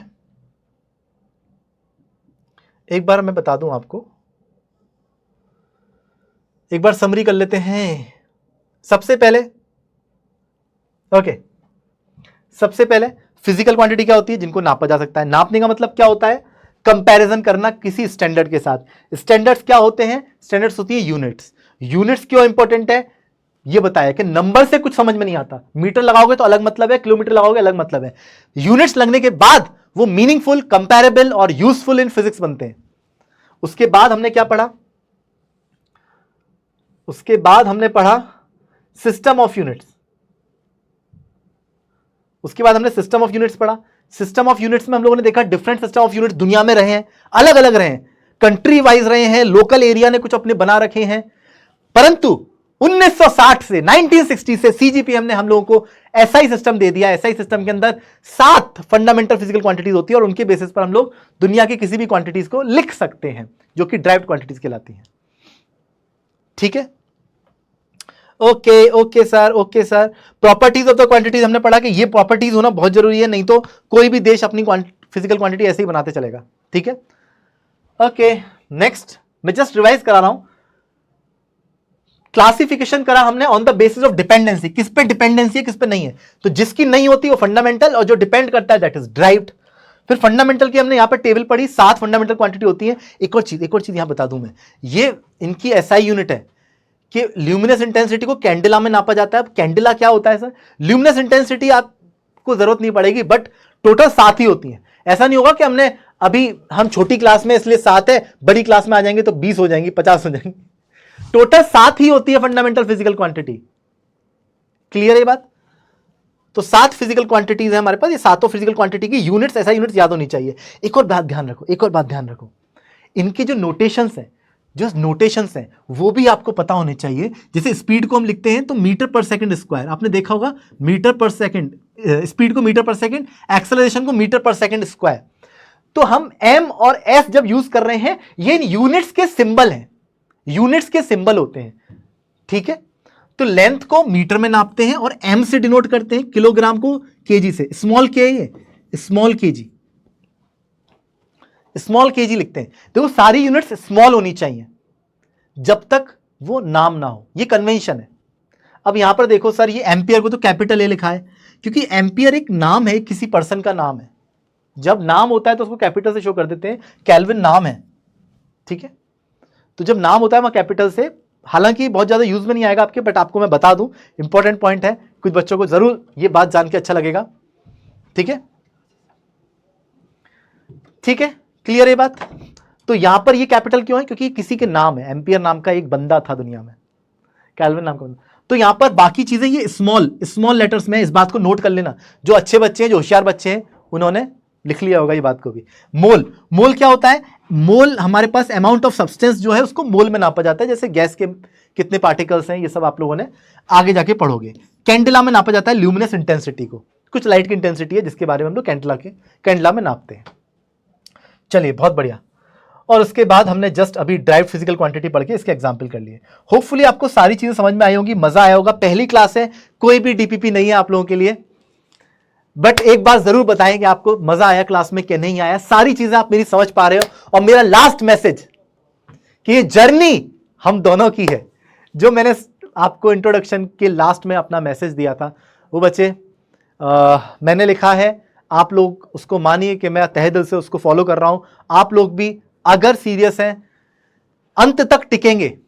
ये सबने कमेंट में लिखना बच्चे, लाइव चैट में भी आप लिखते, कमेंट में भी मुझे चाहिए हर बच्चे का, जो मैं चेक करूंगा कि आप अंत तक टिकोगे तो आपकी जीत पक्की है बच्चे। मैं गारंटी लेता हूं कि आपको आईआईटी तक पहुंचाऊंगा, परंतु आपका फिजिक्स फेवरेट बनाऊंगा। Your favourite subject must be physics, इस चीज की मैं आपको प्रॉमिस कर रहा हूं, ठीक है। तो कोई भी कमी नहीं छोड़ूंगा। अगर कहीं आपको लगा कि सर आपको, मुझे ये भी चाहिए, मुझे वो भी चाहिए, कोई प्रैक्टिस शीट चाहिए सर, ये और प्रैक्टिस कर लें और मजा आ रहा है सर, मैं सब करने के लिए तैयार हूं आप लोगों के लिए, पर आपको जुड़ना पड़ेगा, ठीक है। तो अंत तक टिके रहना है। बाकी मिलते हैं नेक्स्ट क्लास में, hopefully everything is good. Bye bye, take care, thank you, signing off. Bye bye बच्चे, bye bye, bye bye, bye bye.